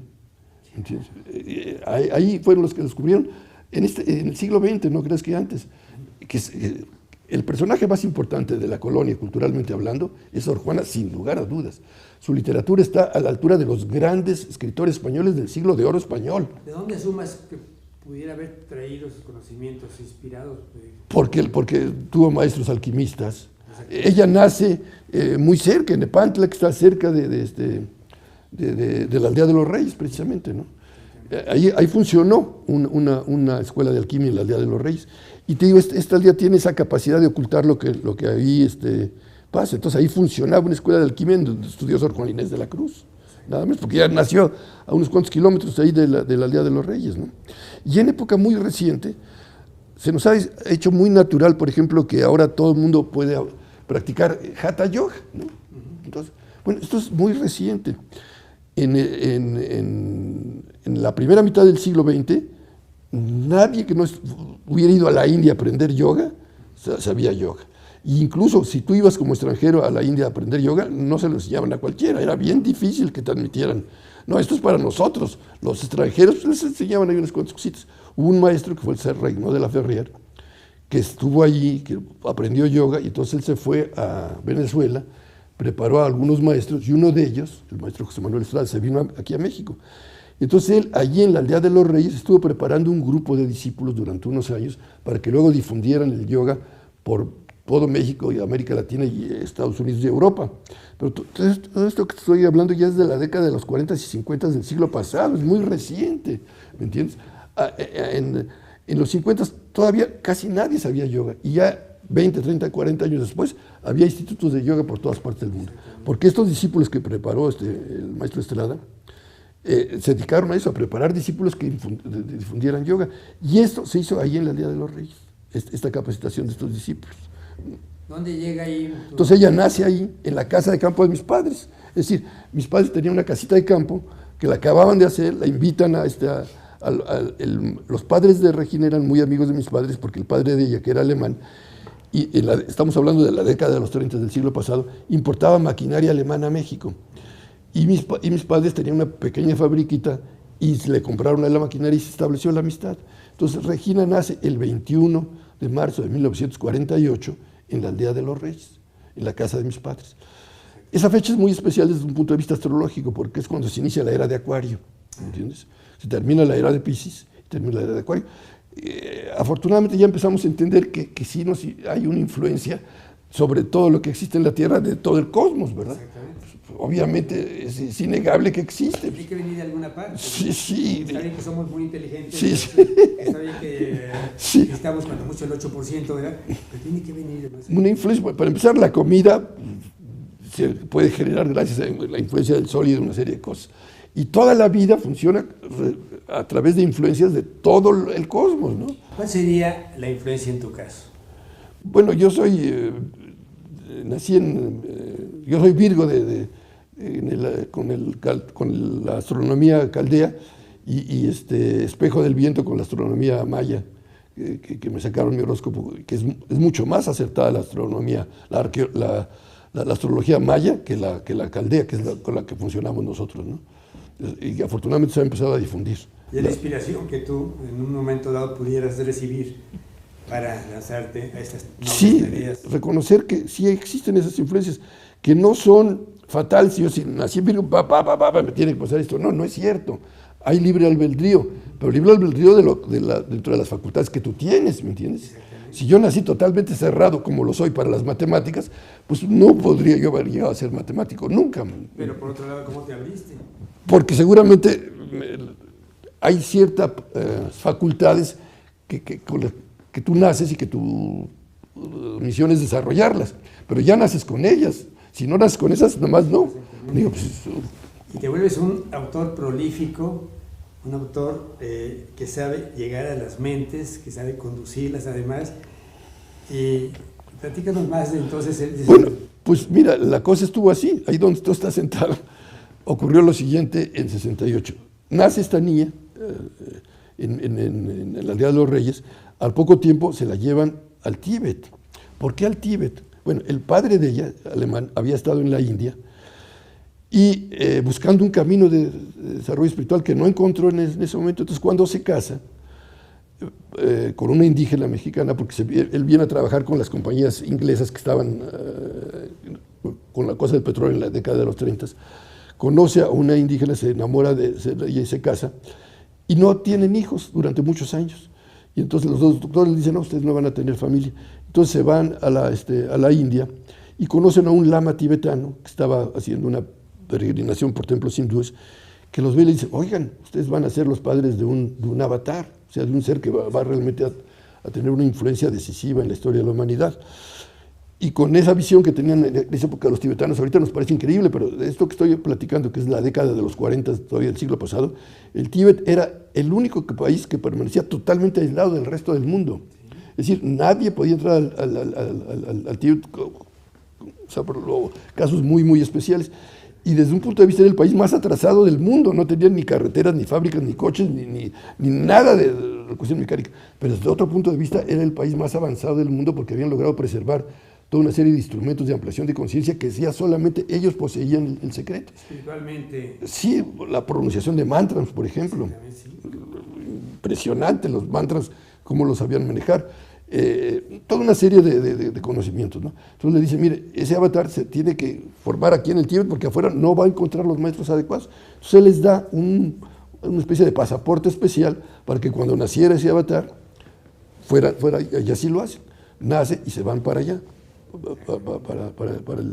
Para el Tíbet. Ya nace el 21 de marzo de 1948 y un año después ya están allí en el Tíbet. Y es cuando se inicia la primera invasión china.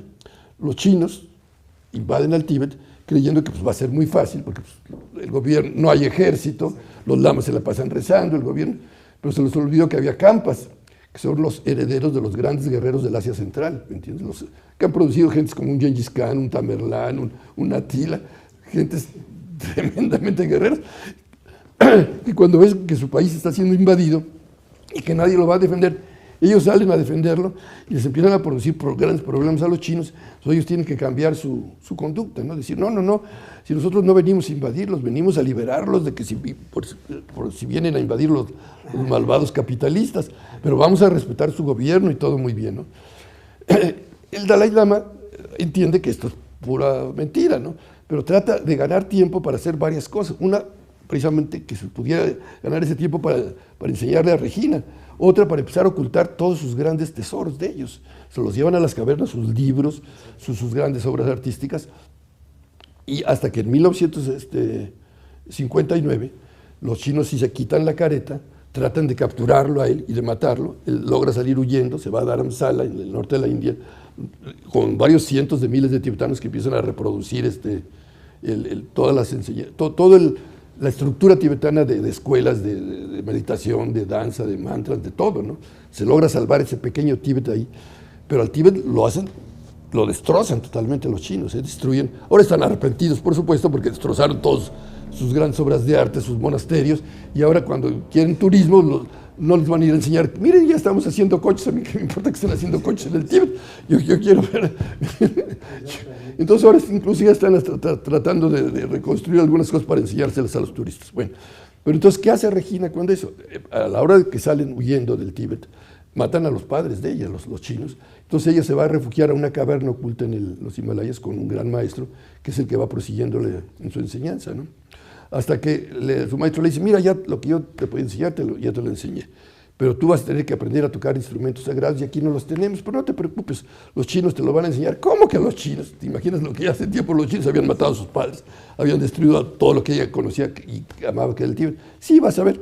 Entonces él le hace un truco, que ya llegan los chinos, lo matan a él, la cogen a ella prisionera, se la llevan a un campo de concentración para reeducación de mujeres antisociales, en donde había lo mismo prostitutas y ladronas que grandes intelectuales chinas.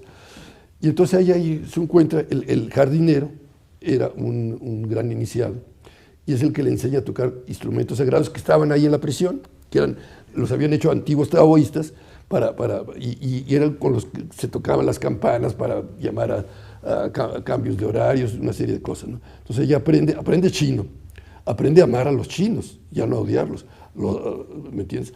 Aprende toda la maravilla que es la cultura china a través de un maestrazo que tuvo ella, y aprende a tocar instrumentos sagrados, y ya cuando aprende todo, pues la liberan, porque pues, había sido una reclusa ejemplar. Lo que le decían, que póngase a lavar excusados, hasta donde quiera, siempre obedecía todo, siempre estaba alegre, y se aprendía todas las recitaciones a favor de Mao Zedong que cantaban todos. Todo el tiempo estaban alabando a Mao Zedong, bueno, pues las cantaba sin ningún problema, llega y regresa entonces a México. Todo lo que va a hacer cuando regrese a México es, como te digo, arquetípico en el sentido de que tiene una segunda lectura, ¿no? Por ejemplo, ella entra por Veracruz, que es por donde han entrado las grandes influencias transformadoras de México. No han entrado grandes migraciones, aunque también bastantes, como decíamos, los españoles y los negros, todos. Pero también han entrado todos los grandes cambios de conciencia a través entra por Veracruz y viene a cumplir su primera tarea, que es romper la cárcel de la Luna. Mala noticia, todos estamos metidos en esa cárcel. ¿En qué consiste la cárcel de la Luna? En que vivimos en un buen porcentaje, una ensoñación que nos hace creer que somos lo que no somos. Me explico, yo soy muy buena gente, yo esto, ¿no? No percibimos nuestros defectos y sí percibimos los defectos de los demás. Eso sí los captamos rapidísimamente. Vemos la viga en el ojo ajeno, y la paja en el ojo ajeno y no la viga en el propio, ¿no? Hay carencia de valores por completo. Sí. Entonces, romper la cárcel de la Luna se necesitaba hacer eso, y para eso ella va a la pirámide de la Luna, que la hicieron justamente para eso. La pirámide de la Luna tiene la facultad que si se echa a andar, rompe la cárcel de la Luna y de repente los seres humanos perciben la realidad tal como es. Entonces, a la hora que ella rompe la cárcel de la Luna, el del 21 de marzo, y va a estar funcionando hasta el 21 de septiembre, es lo que va a causar que en todo el mundo estalle todos esos movimientos de protesta, porque todos se dieron cuenta, oye, pues esto es pura mentira. Porque estamos hablando de un rompimiento de orden espiritual. Sí, de percepción de la realidad. Un movimiento de percepción de la realidad, de percibirla mucho más acercado a la verdadera realidad de lo que la percibimos, en lo personal y en lo colectivo. Por ejemplo, en la cuestión de lo que pasó a los comunistas, de repente se dieron cuenta, oye, que somos comunistas, pero ¿en dónde, me entiendes? Sí, hay una división de clases total y absoluta, ¿cuál comunista? No lo somos, ¿no? En el caso de México también, percibimos que realmente esto no funcionaba como lo que pretendía ser. Teóricamente éramos una república democrática y además revolucionaria, pues para nada, ¿me entiendes? Y en todas partes pasó lo mismo. Se percibió, digo lo que te digo de los norteamericanos, bueno, ¿cómo que estamos llevándole la democracia a Vietnam? Lo estamos tratando de exterminar y no son ningún peligro para nosotros, no vamos, ¿no? Entonces, pero fíjate qué importante, esta percepción de la realidad te permite tratar de cambiarla, pero no utilizando la violencia, porque te das cuenta que la violencia no cambia nada, simplemente sustituye una cosa por otra. Pues violencia genera violencia. Exacto. Entonces, se produjo ese gran cambio de la conciencia planetaria de la humanidad en el 68, propiciado, ¿por qué? Porque esto funcionó desde el 21 de marzo hasta el 21 de septiembre, en el 68. Claro, cuando se acaba esto, automáticamente desaparecen todos esos movimientos de protesta, ¿me entiendes? La gente dice, bueno, ¿y ahora por qué estoy echando tanto relajo? Pues, y se volvió a lo... No totalmente, porque ya quedó la semilla de que esto estaba mal, pero el mundo se aquietó totalmente. Y ya nada más quedaron dos explicaciones. ¿No se perdió? No se perdió en un 80% esta percepción, pero quedó ese 20%, que va a generar todos estos cambios que hemos mencionado. No, obviamente la percepción en gran parte se perdió otra vez yo vuelvo a ser el chico bueno y no tengo defectos, me explico, y los demás sí los tienen, pero como que ya no me la creo tanto, ¿no? Ya, me explico, en algún porcentaje sí se quedó, pero en un gran porcentaje se perdió, porque dejó de funcionar la pirámide de la luna, ¿entiendes? Y fue automático, ¿eh? A partir del 21 de septiembre, desde un poquito antes, empezó a quitarse totalmente los movimientos de protesta en todo el mundo. Y quedaron las dos explicaciones totalmente infantiles, ¿no? ¿Quién generó esto? Bueno, pues si estamos en un país capitalista, fueron los comunistas los que lo generaron. Si estamos en un país comunista, no, fue la CIA y los Estados Unidos los que... Porque fue no nada más fue en todo el mundo. Esto generó cambios en todo el mundo, ¿no? Y el único que captó lo que estaba pasando fue De Gaulle, ¿eh? ¿Sí? El general De Gaulle. Sí, Francia estaba totalmente paralizada por el movimiento, como en ningún otro país, una huelga general, punto. ¿No se supone que el movimiento del 68 venía un tanto de París? Bueno, porque fue el primer lugar donde adquirió esta dimensión gigantesca.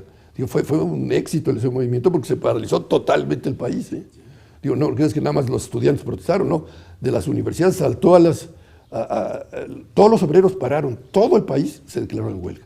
Entonces él le relató a sus asesores espirituales, fíjese que me vienen a ver primero los dirigentes de lo que aquí en México son todos los organismos empresariales, la Coparmex y la Concaima. Entonces, oiga, señor presidente, ¿pero que no se da usted cuenta de lo que está pasando? Sí, pues que ya los comunistas ya tienen paralizado el país. Ya, no sé si ya vinieron, pero van a pedir su renuncia y van ellos a tomar el poder. Bueno, ¿y qué solución proponen ustedes? Pues, estado de sitio, es decir, que el ejército tome el control de todo y el que no retorne a su país, que lo maten, porque si no, vamos a caer en poder los comunistas. Pues déjenme pensar.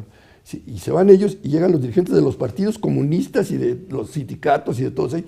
Señor presidente, pero que no se usted cuenta de lo que está pasando. Sí, ustedes ya declararon una huelga general. No la declaramos nosotros. No fuimos nosotros, fueron los obreros que nos...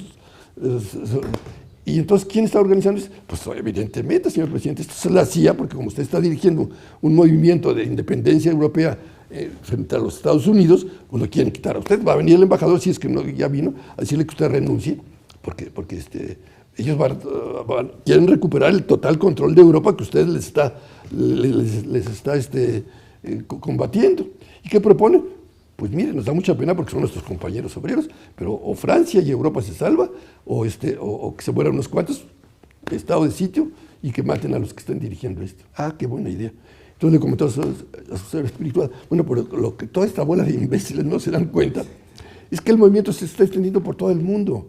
Ya quisieran los partidos comunistas o la CIA poder mover a todo el mundo. Y dijo las únicas palabras sensatas que dijo un jefe de Estado en ese 68, porque todos estaban echando la culpa a los comunistas o a la CIA. Lo único que puede mover a toda la humanidad al mismo tiempo es el espíritu. Y el espíritu no se le puede detener con balas. Si el espíritu inició este movimiento, lo va a tener que parar el espíritu. No vamos a disparar aquí. Y no entró el ejército en ningún momento a tratar de restablecer. ¿Había sensibilidad en esos momentos por el espíritu? En el caso del general de Gaulle, que era un auténtico estadista, sí. En el caso de los demás dirigentes, no. En todas partes, o dijeron estos son los comunistas, o dijeron esta es la CIA, y en todas partes hubo represiones muy fuertes. Desde luego, nada comparable a lo que pasó en México, ¿no? Porque eran detenciones o mataban unos cuantos nada más. Pero aquí en México fue, porque aquí era la fuente de donde estaba brotando todo, desde luego, ¿no? Ahí era tu trascendencia, se puede decir, cuando tú ya tenías injerencia en esto, y como ser humano, con la obligación que tenemos, yo así lo manejo, que nacimos para servir, empezar a cambiar ese orden y acicatear, sobre todo el plano espiritual. Bueno, fue totalmente casual e inconsciente, la historia estuvo así. Me habla mi madre, que yo no vivía yo aquí, sino vivía yo en mi casa, ya me había yo casado, y cuando me casé, pues tuve que irme a otro lado y empezar a sostener a mi familia, ¿no? Entonces me habla mi madre y me dice, oye, ¿te acuerdas de la niña que hace 20 años nació? Oye, pues no me acuerdo. Pues está aquí, porque ella traía la dirección digo, por sus padres, la dirección de la Aldea de los Reyes, y ella creyó que la Aldea de los Reyes estaba dentro de la Ciudad de México, entonces pensaba con la idea de alquilar esa casa allá, pero cuando se dio cuenta que estaba muy lejos, llegó y le dijo que si podía alquilar esta casa. Mi madre acostumbraba mucho irse a vivir a su casita de campo, y entonces dejaba esta casa sola. Le digo, bueno, pues quédese usted, ¿no? Y entonces, entonces me ve y me dice, tenía una visión, y me dice, oye, fíjate que tú vas a ser el testigo. Y le digo, ¿el testigo de qué? Pues de lo que va a pasar ahorita en México. Pues, ¿qué va a pasar? Bueno, pues ya lo verás si quieres acompañarme, quedarte conmigo. Bueno, pues está bien. Entonces, yo la acompañé todo el tiempo, ¿me entiendes? Es decir, en primero porque el instituto que yo tenía, cuando empezaron los borlotes, pues lógicamente dejó de funcionar porque la gente no podía ir a tomar curso. Y además era el año de las Olimpiadas, pues también. Entonces dije, no, pues la acompaño. Entonces me tocó empezar a acompañar en todo el recorrido que hacía. ¿Qué hacía ella? ¿Ninguno de ustedes vio el musical de Regina? Yo. Ah, bueno, lo representaron muy bien. No sé si te diste cuenta cuando llegaba ella con su grupo a una plaza pública, en este caso a Santo Domingo, a la plaza de Santo Domingo.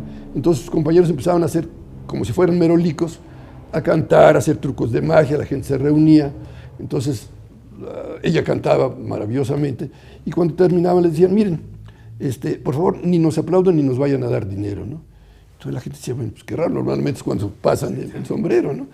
¿Por qué lo hacía? Porque la gente que tiene un sentido de justicia comprendía que no estaba correcto que algo que había sido tan agradable como lo que habían recibido, y ellos ni siquiera poder sacar un peso. Le decían, oiga, pues nos parece indebido esto. Ah, bueno, si le parece bien, entonces, mire, vayan los miércoles a la casa de alumnos 30, bueno, a cierta dirección, y ahí les explicamos. Entonces venían aquí la gente. Pero ella estuvo sentada ahí donde tú estás cuando yo estaba platicando con ella. Entonces venían la gente y les explicaban, tenemos que hacer un movimiento para el despertar de la conciencia de los dos mexicanos más importantes que existen. ¿Cuáles son? El presidente de la República.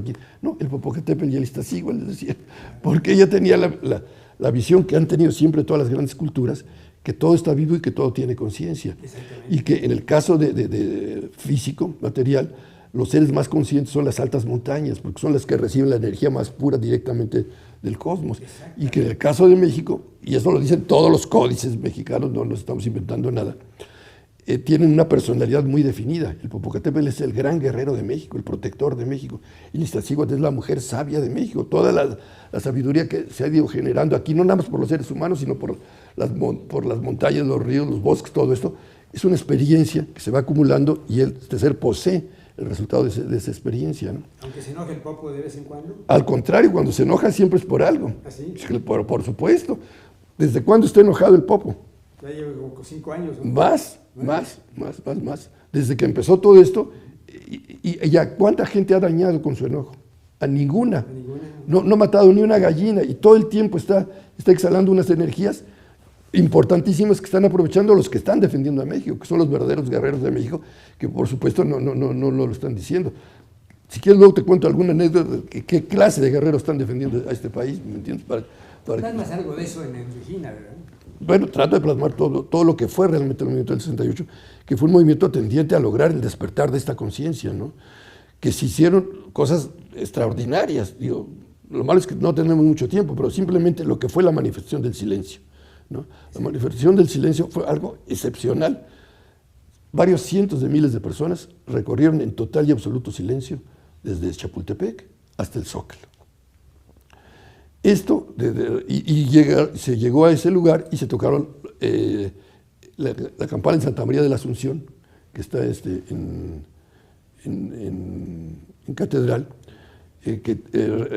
produce una resonancia muy especial que repercute en las rejas de Tumbaga que hicieron los alquimistas chinos que están en Catedral, y eso propicia el despertar de la conciencia de los volcanes, ¿no? Concretamente. Y las personas, por ejemplo, los individuos, los seres humanos que iban de blanco, siempre se visten de blanco, riguroso, sí se logra crear el cambio. Bueno, mira, en este caso fue definitivo, pero un caso más reciente dejó tan claro este ejemplo de lo que es una manifestación del silencio, que hace unos cuantos años que había una violencia tremenda aquí en la Ciudad de México, todo el mundo tenía su lista de asaltos. La gente dijo, vamos a hacer una manifestación del silencio, precisamente en blanco, de Chapultepec al Zócalo. Desde un punto de vista estrictamente racional, y la razón no te explica más que ciertas cosas, eso es una tontería. Oye, el que yo vaya vestido de blanco y en silencio de Chapultepec al Zócalo va a hacer que los delincuentes dejen de ser delincuentes. Pues no, ¿verdad? Es una tontería. Pues la pregunta, sí, sí. Bueno, la crea conciencia, que si quieres platicamos sobre esta manifestación de muchos años después, la crea conciencia que si tú ves los porcentajes de disminución de la violencia en México, han sido muy grandes en la Ciudad de México. En esa época, en esos años, los provincianos venían aterrados a la Ciudad de México.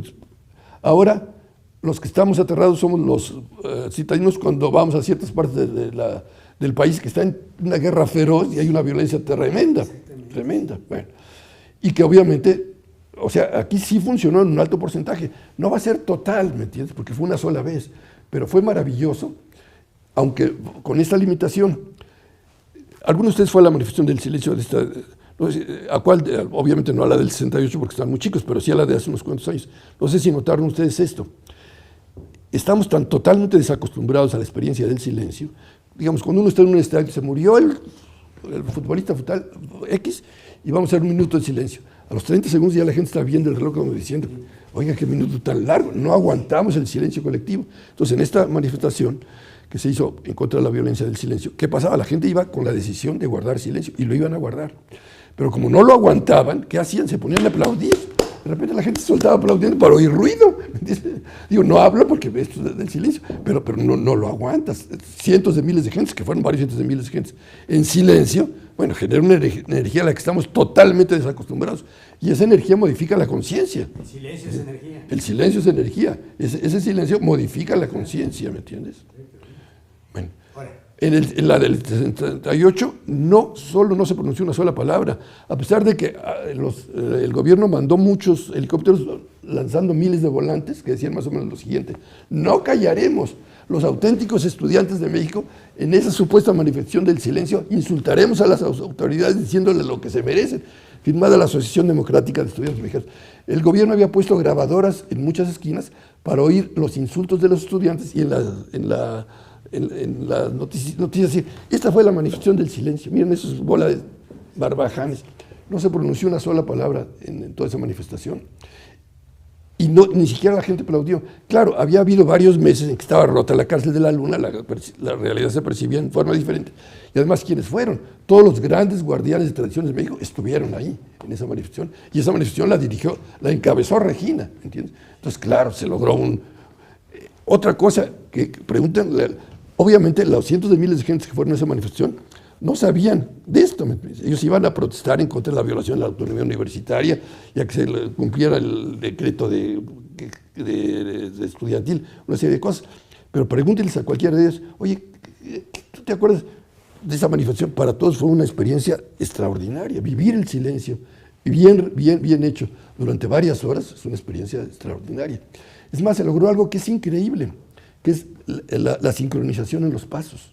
Que es sí, de repente todo el mundo trataba de seguir el paso de adelante.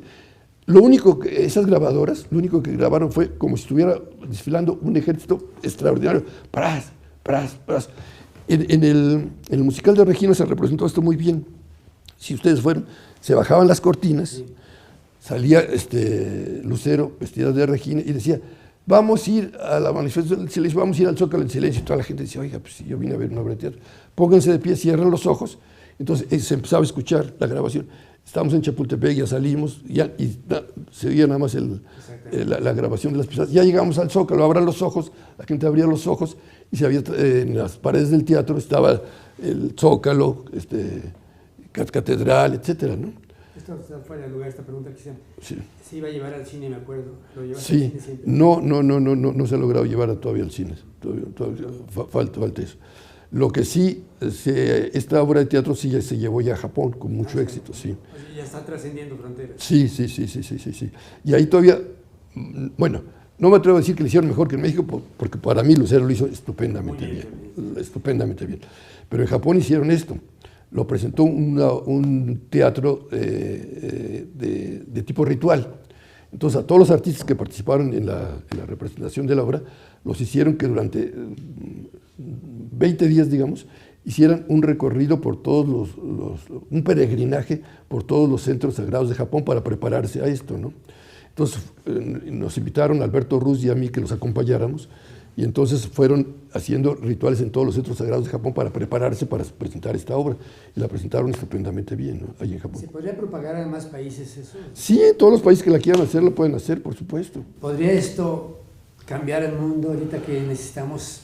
Pues en alguna medida yo siento que sí, porque precisamente impacta esta obra a la gente, ¿no? Sobre todo cuando lo hacen, como te digo, lo hicieron a los japoneses, gentes dedicadas a hacer teatro ritual, pues claro que te tiene que impresionar, ¿no?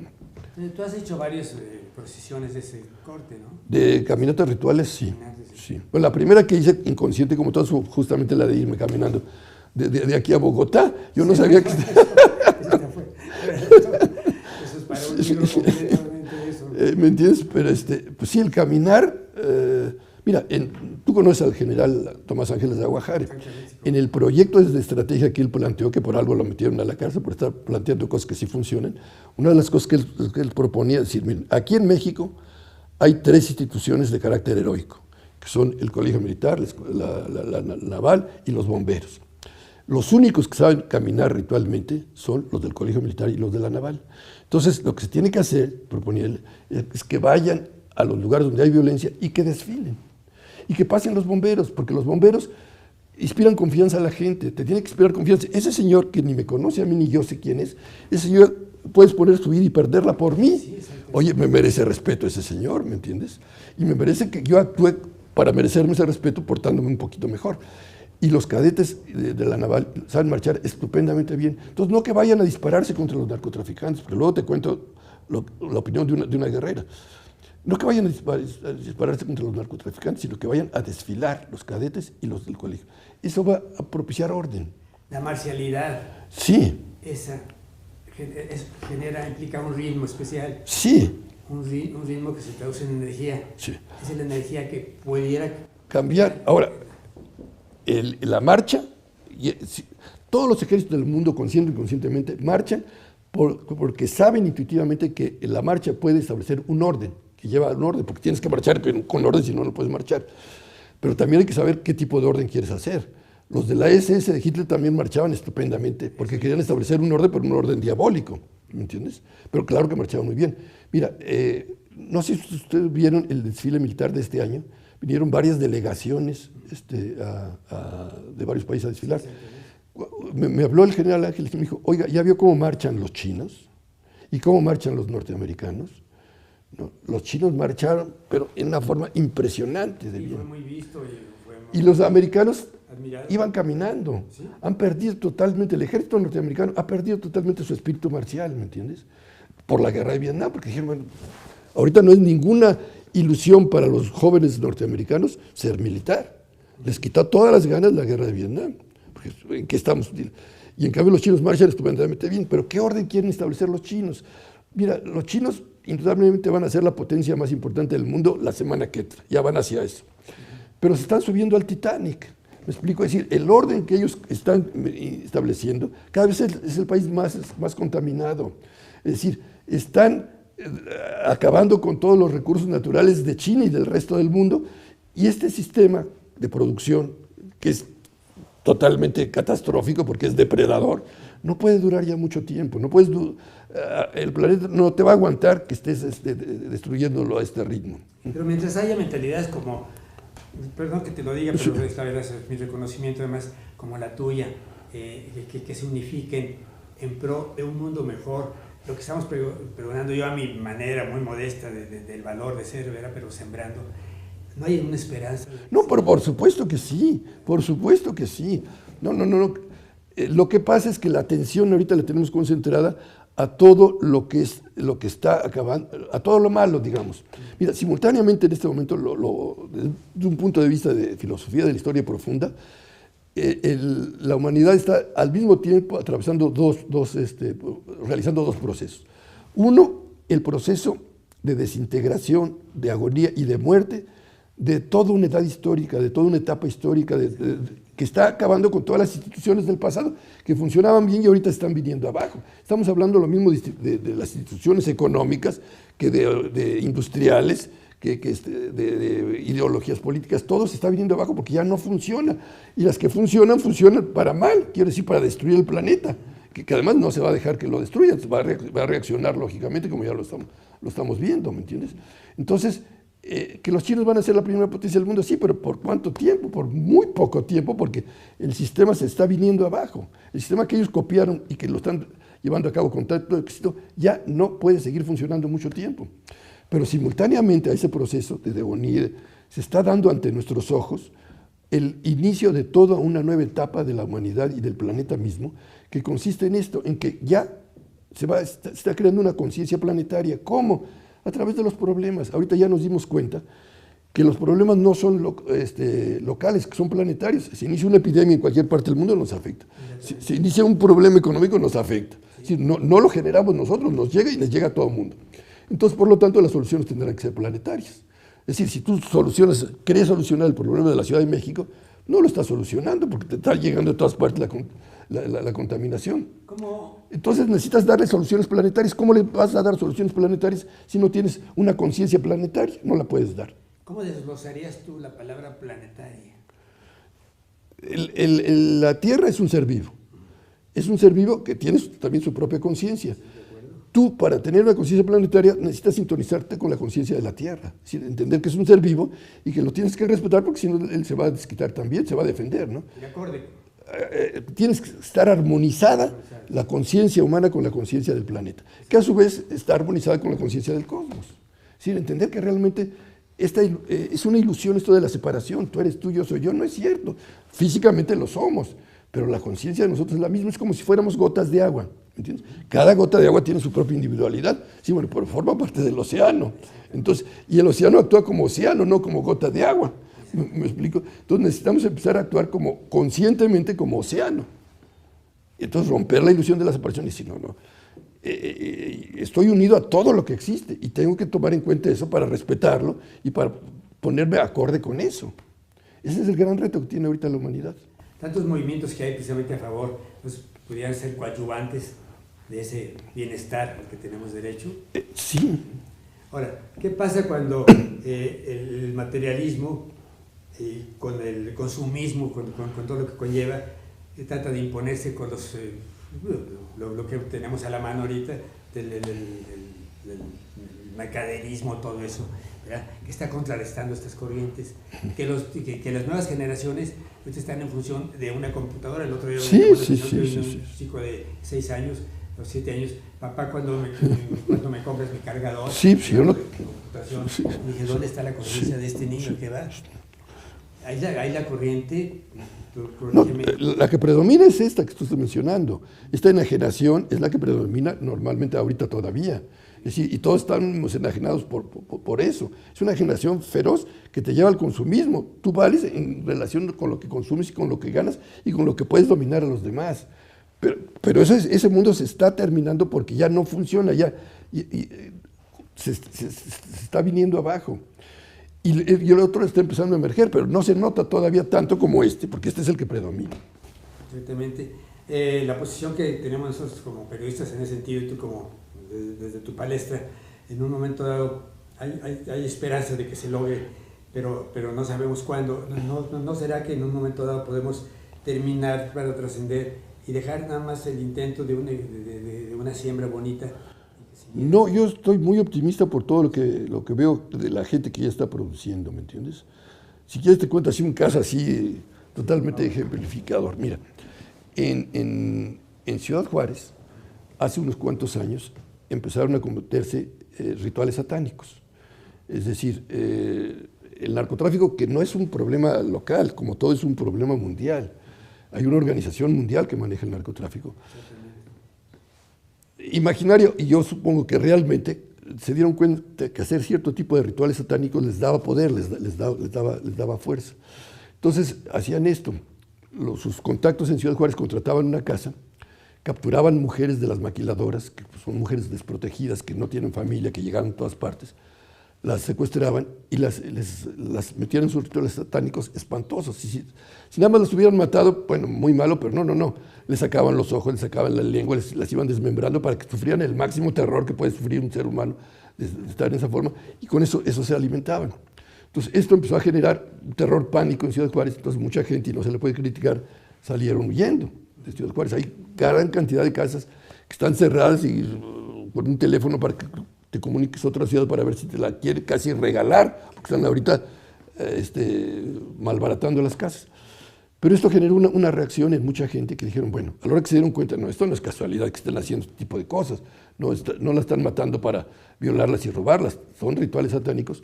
Entonces incluso el cardenal de México intentó llevarle al Papa una petición para que se hicieran oraciones en todo el mundo, y por eso lo mataron, al cardenal Posadas. Llegaron y lo ametrallaron, y lo único que hicieron fue abrirle el portafolio y quitarle las hojitas donde estaba ya redactada esta petición al Papa que le iba a entregar al delegado apostólico aquí en la Ciudad de México. Bueno, pero toda esta gente no se esperó a que vinieran órdenes del Papa, sino empezaron a romper ese sectarismo que tenemos de tipo espiritual, de que yo soy católico y el resto de la humanidad están equivocados porque no tienen la verdadera religión que es la mía. Entonces rompieron eso y entonces unieron católicos, protestantes, budistas, masones, todos para hacer oraciones colectivas. Los tarahumaras, que son grandes, en donde hay una tradición de grandes guerreros, habían hecho rituales siempre en sus montañas, pues bajaron a Ciudad Juárez, les proporcionaron un gran terreno donde pusieron un baño de temazcal que decoraron con la historia de Regina precisamente, y empezaron a hacer rituales para despertar el espíritu auténtico de auténticos guerreros ahí en Ciudad Juárez. Y guardianes de tradición empezaron a enseñarles a hacer caminatas rituales, ¿no? Que cuesta todo un trabajo, pero les enseñan, para contrarrestar esto. Pero la última, yo estuve a principios de este año, estuve ahí en Ciudad Juárez para participar en una de estas caminatas rituales y me tocó esto. Estaba yo con el grupo que estaba organizando la caminata ritual, quién debe llevar los ahumadores, quién los ayoyotes y que los caracoles y todo lo que se necesita para eso, ¿no?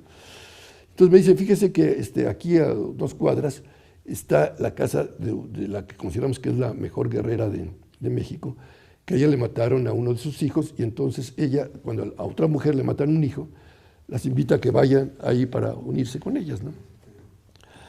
Y quieren que ustedes les vaya a decir algo. Primero me dije, oye, pues, ¿yo qué le puedo decir a unas madres que les han matado a su hijo? Pues no hay palabras para eso. Pero dije, no, pues voy, no sé qué tonterías les he yo dicho, lo que me dijo esta mujer. Me dice, mire, ya te podrás imaginar el ambiente, había 20 mujeres ahí que no estaban echando porras en plan de fiesta, llorando, etc. Me dice, mire, obviamente no todas las que están aquí están ya en este nivel, pero ya vemos algunas que no solamente hemos perdonado a los asesinos de nuestros hijos, que ya es bastante, no, les hemos dado las gracias de lo que hicieron. Oiga, eso sí ya me sonó más duro.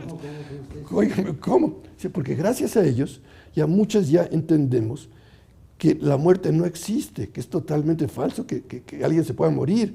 Es como si a usted le rompen el traje, pues no va a ser una tragedia, por eso se pone otro y ya. No, eso no es problema. Y que nuestros hijos, a los que ellos creen que mataron, están más vivos ahora y más presentes con nosotras que cuando estaban físicamente. Para la caminata de mañana, muchas gente nos ha dicho, oye, no vayas a ir a eso porque ¿qué tal si llegan y les disparan? Como a veces ocurre que matan a la gente que está en una fiesta y llegan y les disparan nada más para mantener el terror. Claro que vamos a ir y que vamos a ir con nuestros hijos, porque ya con aquellos que ya saben que la muerte no existe y que no le tenemos ningún miedo. Y porque además ya nos dimos cuenta de una cosa, que esta guerra no la van a ganar ustedes, los hombres. Ustedes están dando de balazos, creyendo que con eso se va a ganar la guerra. Esta guerra no se va a ganar a balazos, se va a ganar elevando la conciencia de la gente. Con el amor. Y eso no se logra a balazos, dice. Se logra, la base es el amor, para elevar la conciencia. Pero utilizando los instrumentos de siempre, a través de la oración, de los rituales, de la oración. gracias a eso se va a ganar la guerra.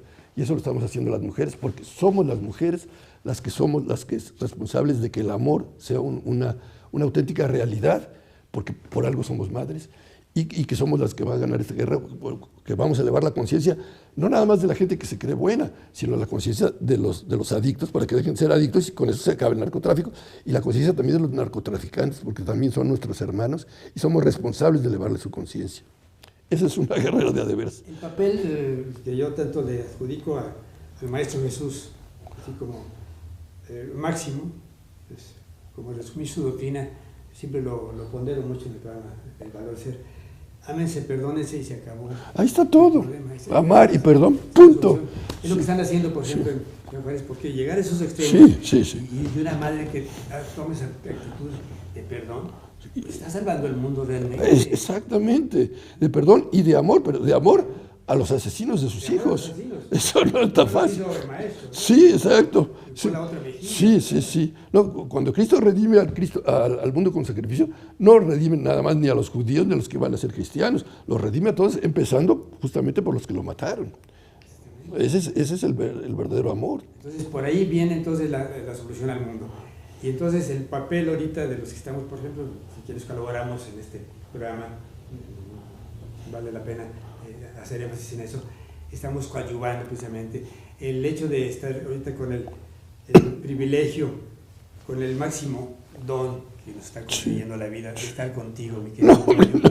Esto nos está permitiendo ser sembradores de una situación, de un mundo que en el fondo está ya perfilándose para ser pues más llevadero simplemente, ¿no? Casi para empezar a despedirnos, tanto que hay que hablar contigo, necesitamos varios programas, definitivamente estarás de acuerdo con nosotros.